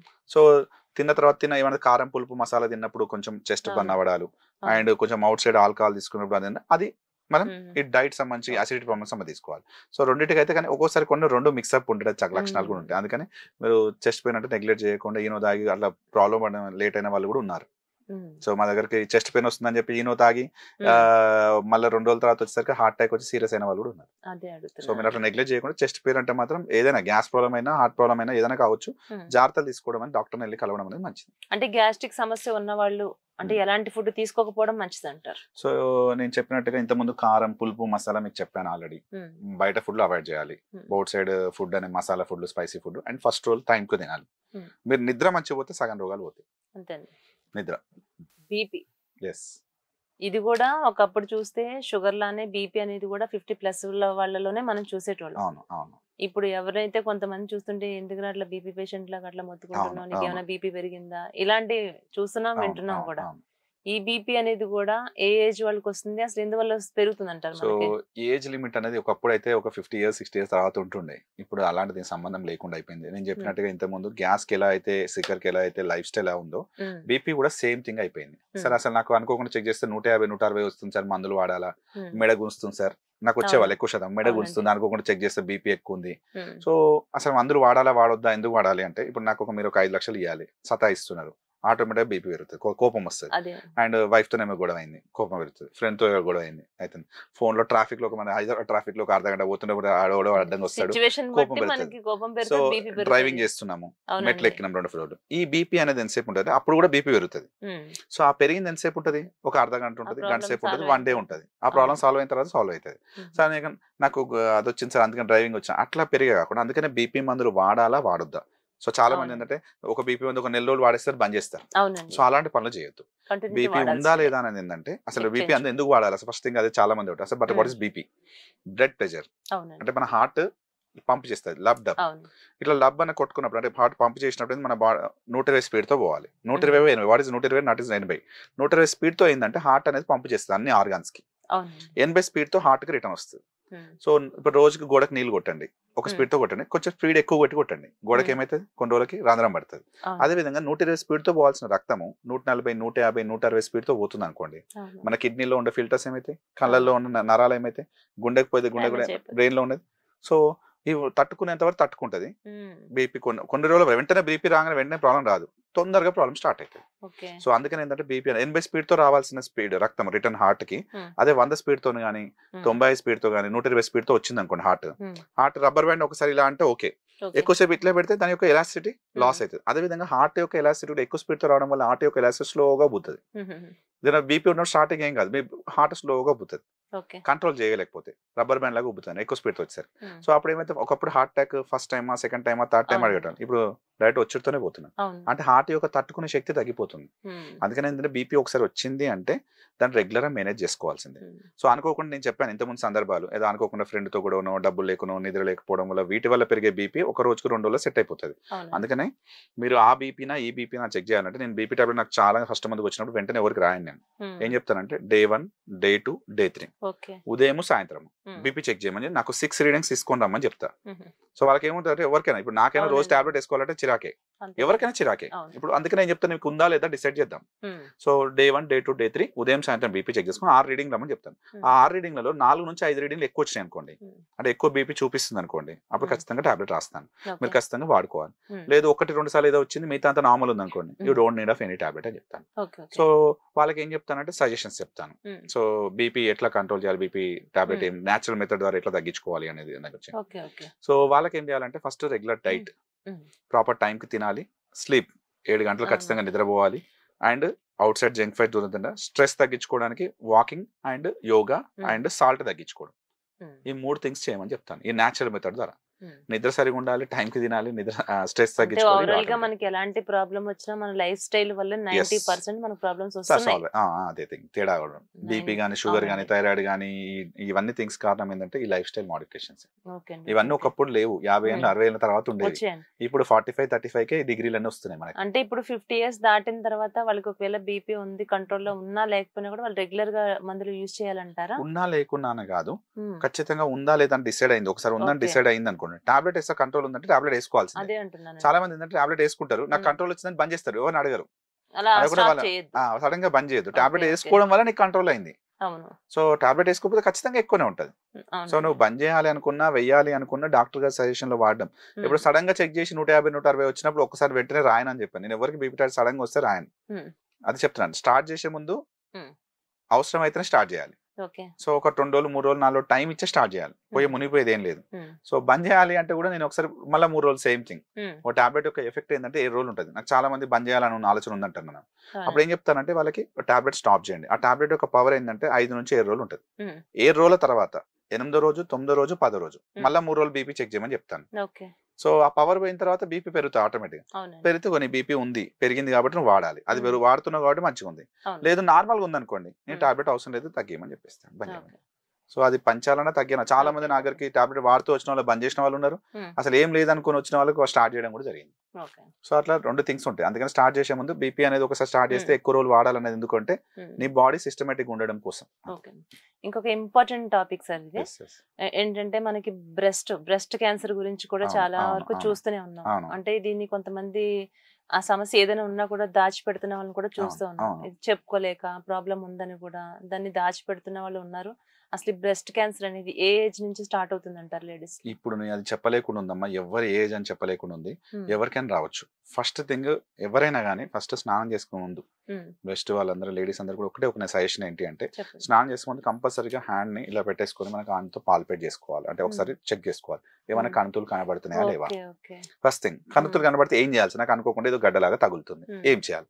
ఫస్ట్ థింగ్ మీరు చేసుకోవాల్సింది ఒక దగ్గర ఉన్న డాక్టర్ని, ఒక జనరల్ సర్జన్ కానీ లేదు గైనిక్ డాక్టర్ని కానీ కలిసి ఒకసారి ఎగ్జామినేషన్ చేయించుకోగలిగితే ఆ యొక్క సైజ్ చూస్తారు ఫస్ట్. సో ఒకసారి స్కాన్ చేయించుకోవాలి. 100లో 90% మంది కణుతులు ఏముంటాయి అంటే ఫైబ్రోయిడ్నోమాసే ఉంటాయి, అంటే కొవ్వు గడ్డలే ఉంటాయి. అయితే కొవ్వు గడ్డల సిగ్నిఫికెన్స్ ఏంటి సార్? అసలు కొవ్వు గడ్డలు అందరికి ఉంటాయి, చాలా 100లో 90 మంది కనబడతాయి అనుకోకుండా చెక్ చేస్తే. సో అన్ని కొవ్వు గడ్డలు ఇంపార్టెంట్ కావు, 99% ఏముండదు. అయితే ఆ కొవ్వు గడ్డల యొక్క సైజును బట్టి మన ఇంపార్టెంట్ థింగ్స్ ఉంటాయి. కొవ్వు గడ్డ యొక్క సైజు లెస్ దాన్ 2 సెంటీమీటర్ ఉంది అంటే 2 సెంటీమీటర్ కంటే 1 ఇంచు కంటే తక్కువగా ఉందనుకోండి, అవి 80 to 90% ఎటువంటి ఇబ్బంది పెట్టవు. అండ్ అప్పుడు ఏం చేయాలి అంటే, చిన్న సైజ్ ఉన్నప్పుడు ఏం చేయాలంటే ఎవ్రీ 6 months ఒకసారి అవి పెరుగుతున్నాయా తగ్గుతున్నాయా చూసుకోవాలి. స్కాన్ లో ఫాలో అప్ లో ఉండాలి. లేదు కొంచెం సైజ్ ఎక్కువగా ఉంది, 2 సెంటీమీటర్ కంటే ఎబో ఉంది, పెద్దగా ఉంది, సో 2 months ఉంటే 2 సెంటీమీటర్ 2 ఇంచులు ఉంది, అట్లాంటి టైం చేయాలి ఒక ఫస్ట్ సూది పరీక్ష చేయించుకోవాలి. సూది పరీక్ష చేయించుకొని అందులో కూడా నార్మల్ వచ్చింది అనుకోండి, వీ కెన్ వెయిట్, నెక్స్ట్ మళ్ళీ 6 months ఒకసారి ఫాలో అప్ చేసుకోవచ్చు. ఆ పెద్దగా ఉన్నాయి కూడా అంటే మళ్ళీ పెరుగుతుందంటే తీసేస్తాం. లేదు ఆ సూది పరీక్షలో ఏమైనా తేడా వచ్చింది అంటే చెడ్డదాగా డౌట్ఫుల్ గా ఉంది అనుకోండి, అప్పుడు మామోగ్రఫీ అంటే ఎక్స్రే ఉంటుంది అన్నట్టు, ఎక్స్రే లాగా అండ్ సర్జరీ చేసి మొత్తం కంతినే తీసేసి టెస్ట్ పంపించుకోవాల్సి వస్తుంది. అంటే చిన్న సైజ్ ఉంటేనేమో వెయిట్ చేయొచ్చు 6 months కి, 2 సెంటీమీటర్ ఉంటే 2 సెంటీమీటర్ కంటే ఎబో ఉంటే ముక్క పరీక్ష చేయించుకొని అది మంచిగా ఉంటే ఇంకో మళ్ళీ వెయిట్ చేయొచ్చు, లేదా చెడ్డగా ఉంటే సర్జరీ చేయించుకోవాలి. సో దీన్ని బట్టి మాకు అది డాక్టర్ గారిని మీరు వెళ్తే అవచ్చు, వెంటనే కంగారు పడాల్సిన అవసరం లేదు, కంతులు అనగానే వెంటనే భయపడాల్సిన అవసరం లేదు. కాకపోతే ఫాలో అప్ ఉండడం అయితే మంచిది. ఎప్పటికైనా అది కంతు అనేది చెడ్డగా మారొచ్చు అనే అవకాశాలు ఉంటాయి. ఈవెన్ మొన్న 35 years ఒక లేడీ, 35-40 years ఉంటుంది లేడీ, జస్ట్ కంతులని చిన్న కంతని వచ్చింది, ఆ చంకలో కూడా చిన్న కంతు ఉంది. సో చూస్తాం కదా చాలా చిన్న సైజ్ ఉంది. సో అనుకోకుండా సరే ఎందుకైనా మంచిదమ్మా మీరు అన్నట్టుగా, ఎందుకైనా మంచిదమ్మా ఒకసారి స్కాన్ చేయించుకున్నాను. స్కాన్ లో నార్మల్ చిన్న సైజ్ ఇచ్చినారు, 2 to 3 సెంటీమీటర్ వరకు ఇచ్చినారు. సో చంకలు కూడా తీస్తే ఒక్కసారి సూది పరీక్ష చేయించుకుంటే మంచిదమ్మా. సూది పరీక్ష తీస్తే క్యాన్సర్ స్టేజ్ 2 స్టేజ్ 3 ఉంది. సో అట్లా ఉన్న వాళ్ళు ఉన్నారు. అంటే ఆ కంతి యొక్క మంచిదా చెడ్డదా చేయాలంటే మనం సూది పరీక్ష చేస్తేనే తెలుస్తుంది. అంటే 2 సెంటీమీటర్ కంటే ఎబో ఉన్న సైజు కంతిలో సూది పరీక్ష చేయించుకోవాలి. 2 సెంటీమీటర్ కంటే బిలో ఉంటే మనం వెయిట్ చేయొచ్చు స్కాన్ రిపోర్ట్ బట్టి. అందులో స్కాన్ లో కూడా రిపోర్ట్ లో ఇస్తారు. ఇక్కడ క్యాన్సర్ కంతి అయితే దానికి రక్తం ఎక్కువ పోతూ ఉంటది, దాంట్లో తేడాలు కనబడుతూ ఉంటాయి. సాఫ్ట్ అది మనకు స్కాన్ బట్టి సర్జరీ అయిన తర్వాత వాళ్ళు మళ్ళీ నార్మల్ అయిపోతారు. కంతి తీసేస్తే ఏం ప్రాబ్లం ఏముండదు. సింపుల్ ఎగ్జాంపుల్, మొన్న ఏంటంటే ఒక కారు నొక్కుతుంది, పడ్డది దెబ్బ తాకింది ఇక్కడ. సో అది చిన్నగా దెబ్బ తాకిన వల్ల నాకు వచ్చింది అనుకుని చాలా మంది ఉన్నారు. మొన్న బస్సు ఎక్కుతుంటే ఒక ఆమెకు రాడు గుద్దుకుంది. సో ఇద్దరు సేమ్, ఒకరు రైట్ ఒక లెఫ్ట్. ఈ 2 ఇన్సిడెంట్ నాకు జరిగిన ఇన్సిడెంట్, ఈ 1 month 2 months లో జరిగిన ఇన్సిడెంట్ లో. సో వాళ్ళు చెక్ చేస్తే ఏంటంటే అంతనే ఒక డాక్టర్ దగ్గరికి వెళ్ళారు, టాబ్లెట్స్ రాయించుకోరు, దెబ్బ తాకడం వల్ల ఇక్కడ నాకు గడ్డ అయింది సార్ అని చెప్పేసి వెళ్ళినారు. చూస్తే మందులు రాసిన తగ్గుతలేదు, ఎంతకు తగ్గుతలేదు. 2 months 3 months తర్వాత మళ్ళీ స్కాన్ చేస్తే ఫస్ట్ స్కాన్ లో నార్మల్ ఉంది, 2 months తర్వాత మళ్ళీ ఎంతకు తగ్గుతలేదు గడ్డ. చేస్తే స్కాన్ చేస్తే అప్పుడు అది క్యాన్సర్ లాగా ఉంది. చూస్తే అది స్టేజ్ 4 లోకి వెళ్ళింది. సో అంటే అసలు వాళ్ళకి ఏమీ తెలియదు, అనుకోకుండా ఏదో దెబ్బ తాకడం వల్ల చూసుకున్నారు అంతే తప్పితే వాళ్ళు రెగ్యులర్ ఎగ్జామినేషన్ చేస్తే ఉండేదేమో. ఆ దెబ్బ తాకినప్పుడు గడ్డ అనేది ఎక్కువ రోజులు పోకుండా ఉండడం అనేది మాత్రం కంపల్సరీ చెక్ చేసుకోవాలి. అంటే సాధారణంగా కొన్ని సందర్భాల్లో బ్రెస్ట్ ఒక్కొక్కసారి ఆటోమేటిక్ గా పెరుగుతున్నట్టు అనిపించటము అలా అనిపిస్తుంది. అది ఏదో మనం ఫుడ్ తీసుకుంటున్నాం, తింటున్నాం, వెయిట్ పెరిగాము ఇట్లా అనిపిస్తా ఉంటుంది. ఒక్కొక్కసారి ఒక్కొక్క సందర్భాల్లో ఒక రైట్ సైడ్ గానీ లెఫ్ట్ సైడ్ గానీ అది కొంచెం బిగ్ సైజ్ రావటం, లేకుంటే సడన్ గా గట్టిగా గడ్డలు కట్టేసినట్టు పెయిన్ రావటం, అంటే బాతింగ్ చేయడానికి కూడా ఇబ్బందిగా అనిపించడం, ఇట్లాంటివి కూడా చూస్తూ ఉంటాం. ఈ సింటమ్స్ అంటారా? ఏంటంటే అవి దీనికి సంబంధం లేదు. అవి మీకు డేట్ లో కొంతమందికి ఏమవుతుందంటే డేట్ టైంలో హార్మోన్ యొక్క ఫ్లక్చుయేషన్ వల్ల ఈస్ట్రోజన్ ప్రొజెస్టెరాన్ హార్మోన్ ఫ్లక్చుయేషన్స్ వల్ల ఏమవుతుంటే బ్రెస్ట్ కొంచెం సర్క్యులేషన్స్ ఎక్కువ అవడం, బ్రెస్ట్ యొక్క టెండర్నెస్ పెరుగుతుంది. అంటే బ్రెస్ట్ కొంచెం కొంచెం స్లో టెండర్ ఉంటుంది, ముట్టుకోగానే కొంచెం నొప్పిగా ఉంటుంది. అండ్ కొందరికి ఫైబ్రోసిస్టిక్ డిసీజ్ అంటారు. ఫైబ్రోసిస్టిక్ డిసీజ్ అంటే కూడా ఏంటంటే కొంచెం బ్రెస్ట్ యొక్క సెన్సిటివిటీ పెరుగుతుంది. అట్లాంటి టైంలో ఏంటంటే మీరు విటమిన్ ఈ టాబ్లెట్ కానీ ఈవినింగ్ ప్రైమ్ రోజు కొన్ని టాబ్లెట్స్ ఉంటాయి, ఆ చిన్న చేసుకోవడం అండ్ సపోర్టింగ్ బ్రెస్ట్ సపోర్ట్ తీసుకోవడం వల్ల ఈ బ్రెస్ట్ యొక్క టెండర్నెస్ ని ఇవి తగ్గించుకోవచ్చు. కొందరికి హార్మోన్ డేట్స్ వచ్చిన టైంలో బ్రెస్ట్ రావడానికి ముందు ఆ టైంలో హార్మోన్ ఫ్లక్చుయేషన్స్ వల్ల అవుతుంది. సో వాటికి మీరు భయపడాల్సిన అవసరం లేదు. చిన్న సింపుల్ గా ఆ టైం కింద పెయిన్ కిల్లర్ కానీ 1 or 2 days కానీ, లేదు కొంచెం vitamin tablet vitamin E tablet కానీ మీ దగ్గరలో ఉన్న డాక్టర్ కానీ గైనకాలజిస్ట్ సపోజ్ అయితే మీకు సరిపోతుంది. నేను చెప్పేది అది వేరు అండ్ కంతులు వేరు. మీరు సింపుల్ గా స్నానం చేసేటప్పుడు ఎవ్రీడే కొంచెం చిన్నగా ఒకసారి పాల్పేట్ చేసుకోగలిగితే మీకు కణుతులు గుండ్రంగా కానీ ఏదైనా తేడా కనబడుతుంది. నార్మల్ టెక్స్చర్ కి డిఫరెంట్ టెక్స్చర్ కనబడుతుంది. అట్లాంటప్పుడు ఖచ్చితంగా మీకు తెలుస్తుంది. అందుకని ఇలా పట్టుకోకుండా అందుకని ఇలా 4 fingers తోని 2 వైపులా కూడా స్నానం చేసేటప్పుడు ఒక్కసారి టచ్ చేసుకోగలుగుతాయి. నేను 35-40 years దాటిన వాళ్ళందరూ కూడా ఒకసారి ఎగ్జామినేషన్ చేసుకోవడం, స్నానం చేసేటప్పుడు కంపల్సరీ చూసుకోవడం అనేది మంచిది. అందులో మీకు ఏమైనా అనిపిస్తే మాత్రం ఒకసారి దగ్గరలో ఉన్న డాక్టర్ని వెళ్తే వాళ్ళు నెక్స్ట్ స్టెప్ ఏం చేయాలో చెప్తారు. అవసరం అంటే ఇలా ఒకవేళ సపోజ్ మీరు చెప్పిన విధంగానే మనం టెస్ట్ చేసుకుంటాం. అలా కాకుండా కనుక ఒకవేళ హాస్పిటల్ కి వెళ్తే మనకి అసలు ఆ సింటమ్స్ ఏం కనిపించకపోయినా కూడా ఉండొచ్చు. ఇలా మన రీసెంట్ గా ఏదైనా యాక్సిడెంట్ జరిగినప్పుడు టెస్ట్ చేసుకున్నారు అంటున్నారు. అట్లా ఆ విధంగా కాకుండా అసలు నార్మల్ గా మనకు ఉందా లేదా అని మనం ముందుగానే టెస్ట్ చేయించుకోవడం అందుకని ఇప్పుడు మన జనరల్ చెకప్ లో అన్ని చేస్తున్నారు కదా, పొట్ట స్కాన్ గానీ బ్రెస్ట్ స్కాన్ గానీ. ఇవి మ్యామోగ్రఫీ దాకా రెగ్యులర్ అవసరం లేదు. ఒకటి అవుట్ సైడ్ స్టేట్లలో మన యూఎస్ లో గానీ మ్యామోగ్రఫీ ఎవ్రీ 45 years దాటిన వాళ్ళకి 40 years దాటిన ఆటోమేటిక్ గా ఉన్నా లేకున్నా చేయించుకుంటున్నారు. Screening test. ఇప్పుడు పాప్స్మియర్, ఇప్పుడు గర్భసంచి క్యాన్సర్ ఉన్నాయా లేదా, ఇట్లా మన గర్భసంచి ముఖద్వార క్యాన్సర్ ఉన్నాయి. బ్రెస్ట్ క్యాన్సర్ లాగా మ్యామోగ్రఫీ అనేది స్క్రీనింగ్ టెస్ట్. అల్ట్రాసౌండ్ గానీ మ్యామోగ్రఫీ గానీ గర్భసయ ముఖ పాప్స్మియర్ టెస్ట్ గానీ అల్ట్రాసౌండ్ స్కాన్ గానీ ఇవన్నీ స్క్రీనింగ్ టెస్ట్లే. ఈసీజీ 2D ఈక్వల్ ఎలా చేస్తామో వీటన్నిటికి క్యాన్సర్ డిటెక్ట్ అవ్వడానికి స్టార్టింగ్ స్టేజ్ లో అన్నట్టు. ఫర్దర్ టెస్ట్ తర్వాత ఎవ్రీ ఇయర్ 45 years దాటిన వాళ్ళందరూ కూడా కొన్ని టెస్ట్ చేసుకోగలితే, అమౌంట్ ఇష్యూ లేని వాళ్ళందరూ చేయించుకోగలితే బెస్ట్ ఆప్షన్. అది మీరు అన్నట్టుగా తొందరగా డిటెక్ట్ అవ్వచ్చు, ప్రాబ్లం కాకముందుగా డిటెక్ట్ చేయొచ్చు. ఇప్పుడు దీంతో కంపేర్ చేస్తే దీనికన్నా కూడా కొంచెం ప్రమాదకరమైంది ఇప్పుడు గర్భసంచికి సంబంధించి చూస్తే ఇది కూడా చాలా వరకు 40+ అనే కాదండి, కొంతమంది 30+ లో కూడా ఈ ప్రాబ్లం ఎక్కువ ఫేస్ చేస్తూ ఉన్నారు.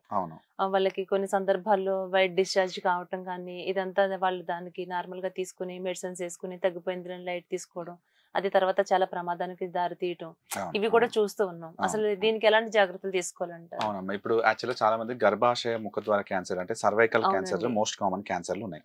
అదే బ్రెస్ట్ క్యాన్సర్ ఏదో మోస్ట్ కామన్ ఉన్నాయో అది గర్భాశయ ముఖద్వార క్యాన్సర్ కూడా కామన్. సో కంతులు చాలా మందికి స్కాన్ చేసినా అనుకోకుండా గర్భాశయంలో కంతులు ఉన్నాయి సార్, ఇవన్నీ ఉంటాయి. సో గర్భాశయ కంతులు మనం ఎప్పుడు ముట్టుకుంటాం అంటే ఎప్పుడు ఆపరేషన్ చేస్తాము అంటే అందరికీ ఆపరేషన్ ఏం అవసరం లేదు. సో అనుకోకుండా ఏదో స్కాన్ చేసాం సార్, నాకు డిటెక్ట్ అయింది, కణితుల సైజు లెస్ దాన్ 2 cm ఉంది, వీ కెన్ వెయిట్ అంటే వెయిట్ చేయొచ్చు. అంటే నీకు ఎటువంటి నొప్పి కానీ ఎక్సెసివ్ బ్లీడింగ్ కానీ, డేట్ టైంలో కొంత నొప్పి ఎక్కువ వస్తుంటది, కొంత డేట్ టైంలో ఎక్కువ బ్లీడింగ్ అవుతుంటది. సో అడ్నోమయోసిస్ కానీ ఎండోమెట్రియోసిస్ ఉన్నది అండ్ కంతులు ఉన్నాయి, మల్టిపుల్ కంతులు ఉన్నాయి. అట్లాంటి టైంలో ఏమో సర్జరీకి సజెస్ట్ చేస్తాం. అంటే డేట్ ప్రాబ్లం ఎక్కువగా ఉన్న వాళ్ళకి. లేదు కంతి సైజ్ చిన్నగా ఉంటే ఇన్సిడెంట్ ఉంటే ఆమెకి ఎటువంటి డేట్ ప్రాబ్లం లేదు, రెగ్యులర్ డేట్లు అవుతున్నాయి, ఎటువంటి ఇబ్బంది లేదనుకోండి, అసలు దాని గురించి ముట్టుకోవాల్సిన అవసరం లేదు. అదే కంతి సైజ్ చాలా ఎక్కువగా ఉంది అంటే 4 cm 5 cm 6 cm పెద్ద సైజ్ ఉంటుంది, ఇలాంటి వాటికి కూడా మనకి ఎటువంటి ఇబ్బంది లేదు. అంటే ఫర్ ఎగ్జాంపుల్ వీళ్ళకి పీరియడ్ టైమ్స్ లో పెయిన్స్ రావడం ఇట్లాంటప్పుడు టెస్ట్ చేయించుకుంటే తెలుస్తుంది అంట. మామూలు అప్పుడు స్కాన్ ఎప్పుడేం చేసుకున్నా కూడా స్కాన్ చేసుకుంటే గర్భాశయంలో కంతులు ఉన్నాయి అనుకోండి, అదే మీరు ఎక్కువ శాతం స్కాన్ ఎవరు చేయించుకుంటారు, నొప్పి వచ్చినప్పుడు చేయించుకుంటారు. ఆ నొప్పి వచ్చిందంటే డేట్ వల్ల నొప్పి రావచ్చు, ఎండోమెట్రియోసిస్ వల్ల రావచ్చు, లేదంటే అడ్నోమయోసిస్ వల్ల రావచ్చు. కంతుల వల్ల ఎక్కువ శాతం మందికి నొప్పి రావు, కన్షన్ల వల్ల ఏమి ఇబ్బంది ఉండదు, కానీ బ్లీడింగ్ ఎక్కువ అవుతుంది. కొన్నిసార్లు బ్లీడింగ్ అనేది తొందరగా కంట్రోల్ కాదు. అయితే కంతులు క్యాన్సర్ గా మారే అవకాశాలు ఉంటాయి కాబట్టి ముందు జాగ్రత్త ఏంటంటే దాని నుంచి ముక్క తీయడం కష్టం అన్నట్టు. ముక్క తీయాలని రెగ్యులర్ కాకపోతే ఎవ్రీ 6 months ఒకసారి ఫాలో అప్ చేయించుకొని స్కాన్ టెస్ట్ మంచిగా ఉంది, గర్భాశయ ముక్క పరీక్ష చేయించుకోగలితే మనం వీ కెన్ వెయిట్. అంటే 45 years దాటిన వాళ్ళకి చిన్న చిన్న కంతులు 2 cm 3 cm ఉందనుకో వీ కెన్ వెయిట్, ఎటువంటి ఇబ్బంది లేదు, డేట్లో అయిపోయినాయి, సో వెయిట్ చేయొచ్చు. కానీ పెద్ద సైజ్ ఉంటే మాత్రం అంటే 4 cm 5 cm ఉండి మల్టిపుల్ ఉన్నాయి అంటే మాత్రం వీ హ్యావ్ టు రిమూవ్. అంటే యూట్రస్ కానీ గర్భాశయ కంతులు కానీ రిమూవ్ చేసుకోవడం బెటర్ ఆప్షన్. అంటే ఇప్పుడు ఇది మినిమం ఒక 40-45 years లోపు వాళ్ళకే చేస్తారంటారా? అలా ఎవరికైనా చేస్తాము. సో వాళ్ళ సిచ్యువేషన్ బట్టి, అదే పేషెంట్ కి క్యాన్సర్ లక్షణాలు కనబడబోతున్నాయి అనే ముందు జాగ్రత్త కోసమే అవసరం అయితే తీస్తాం. లేదు ఎటువంటి ఇబ్బంది లేదు, వెయిట్ చేయొచ్చు అంటే రెగ్యులర్ వాళ్ళు ఇప్పుడు ఎడ్యుకేషన్ బట్టి కూడా డిపెండ్ అయి ఉంటుంది. మీకు ఒక 6 months ఒకసారి మీరు ఫాలోఅప్ రావాలమ్మా, స్కాన్ చేయించుకోవాలి, ఎవ్రీ మంత్ ఇచ్చేసుకోవాలి. 6 months కోసం ఇట్లా ఫాలోఅప్ రావాలంటే ఎడ్యుకేటెడ్ వాళ్ళంటే అర్థం చేసుకోగలుగుతారు, నాకు ఈ ప్రాబ్లం రావడానికి అవకాశం ఉంది కాబట్టి నేను ఎవ్రీ మంత్ 6 months చెక్ చేసుకోవాలి.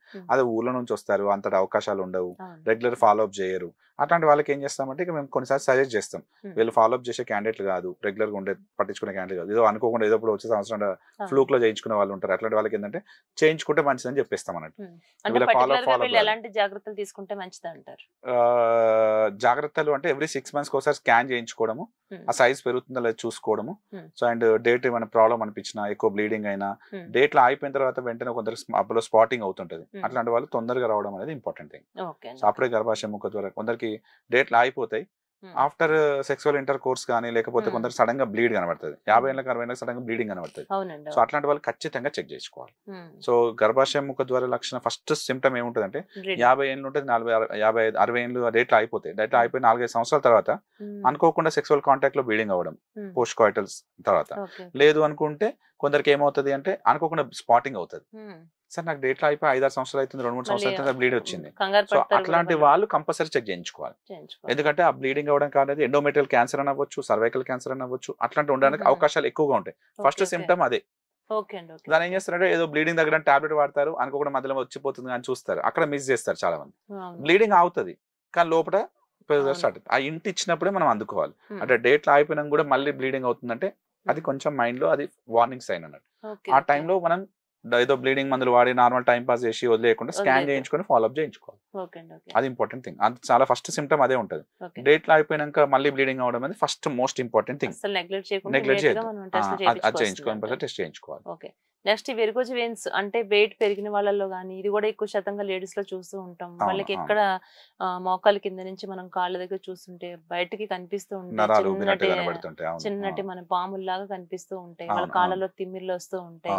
అంటే వీళ్ళు అసలు ఇది ఎందువల్ల వస్తుందంట డాక్టర్? సో మనకు బాడీలో 2 సిస్టమ్స్ ఉంటాయి, ఒకటి గుండె పంప్ చేసే ఆర్టరీస్ ఉంటాయి, మన గుండె నుంచి వెళ్ళేటువంటి రక్తం తీసుకెళ్ళడానికి అన్ని పార్టీకి తీసుకెళ్తాయి, దాన్ని ఆర్టరీస్ అంటారు. మంచి రక్తం పోతుంది, చెడు రక్తం అంతా కూడా ఏంటి పైకి రావాలి, దాన్ని ఏమంటారు వెయిన్స్ అంటారు.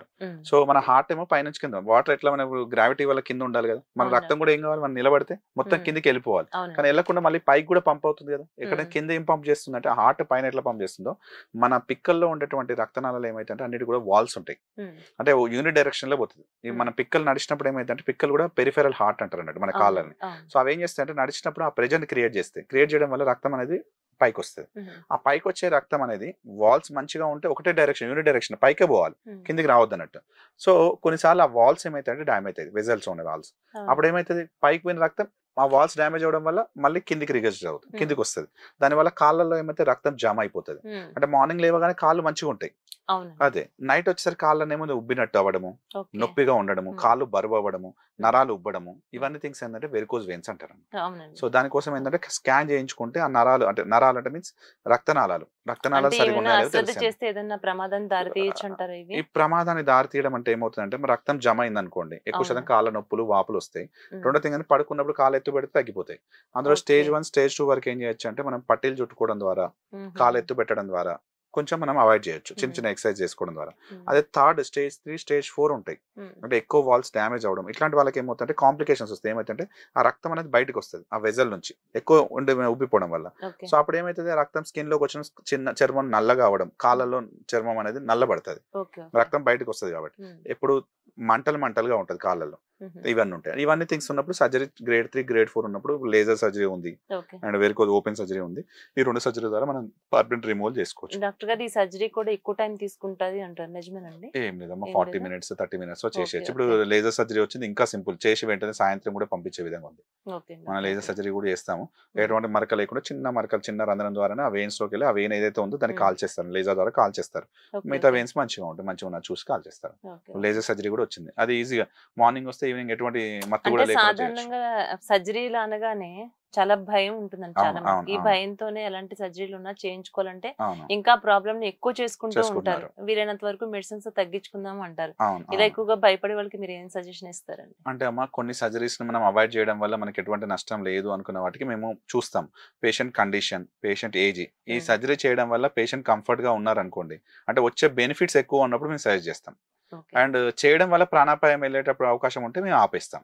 మేమే చేయం. ఈ సర్జరీ చేయడం వల్ల నీకు ప్రాణాపాయం ఉంది అంటే మేమే చేయం ఫస్ట్. ఓకే. ఒక మనిషిని ప్రాణాపాయం తీసుకెళ్లి డబ్బులు సంపాదించే అవసరం అయితే ఎవరికి ఉండదు. అవును. కానీ చేయడం వల్ల వచ్చే బెనిఫిట్స్ ఉంటాయి చూసిరా, అవి నష్టాల కంటే ఎక్కువగా ఉన్నాయి అనుకోండి. సో నువ్వు జీవితాంతం ఇంకో 10 ఏళ్ళలో 20 ఏళ్ళలో బతకాలి. ఆ 20 ఏళ్ళ వల్ల నీకు వచ్చే నొప్పి లేకుండా పోతుంది చూసినావా, 20 ఏళ్ళు నీకు నొప్పి లేకుండా అవాయిడ్ చేయగలుగుతున్నావు. అవును. సో నువ్వు దానికోసం అని చేయొచ్చు. Hmm. చిన్న థ్యాంక్స్. ఆ మత్తు ఇవ్వడం అనేది ఒకప్పటిలాగా మత్తు అనేది కాంప్లికేట్ లేకుండా అన్ని జాగ్రత్తలు వచ్చినాయి. అవన్నీ కూడా సింపుల్ థింగ్స్ వచ్చాయి. అనస్థిషియా అనేది ఒక డిపార్ట్మెంట్ అయింది. ఇవన్నీ జాగ్రత్తలు. ఎక్కువ శాతం మంది మత్తు కోసమే భయపడుతూ ఉంటారు. ఈ మత్తు అనేది కూడా లేటెస్ట్ థింగ్స్ వచ్చినాయి. ఒకప్పటిలాగా ఏదో టీవీలో చూసినట్టు ఎక్కడో కూడా అనుకోకుండా ఎక్కడో ఇన్సిడెంట్ కొన్ని జరుగుతుండొచ్చు. అదే మత్తు ఎక్కువడం వల్ల చనిపోవడం అట్లాంటి కాకపోవచ్చు. మోస్ట్లీ అది ఎడ్యుకేటెడ్ చదువుకున్న డాక్టర్లు ఎవరు అనస్థిషియా వాళ్ళు ఇచ్చినవో అది జరగవు. కొన్ని టైమ్స్ అందరికి జరగదు. అట్లా కొన్ని లక్షల్లో ఎవరో ఒకరు కొంచెం మత్తు మండు విగడించడం అట్లాంటి ఉంటాయి. కాబట్టి అందరికి విగడించడం అంటూ ఉండదు. రెగ్యులర్ గా మేము నెలకు 50-60 మంది సర్జరీ చేస్తుంటాయి. మాకు జరిగిన ఇన్సిడెంట్ ఎవరో టైం బాగాలేక అది అట్లా ఉంటే జరుగుతుంది, కానీ కావాలని మాత్రం ఎక్కడికి ఎవరికి జరగదు. అది ఉంటది. అవన్నీ జాగ్రత్తలు తీసుకుంటే సర్జరీస్ అనేది తీసుకుని వెళ్ళడం అనేది బెస్ట్ ఆప్షన్. సో సరైన మంచి ప్లేస్ లో గానీ మంచి డాక్టర్ దగ్గర పర్యవేక్షణలో చేసుకుంటే ఎటువంటి ఇబ్బంది ఉండదు.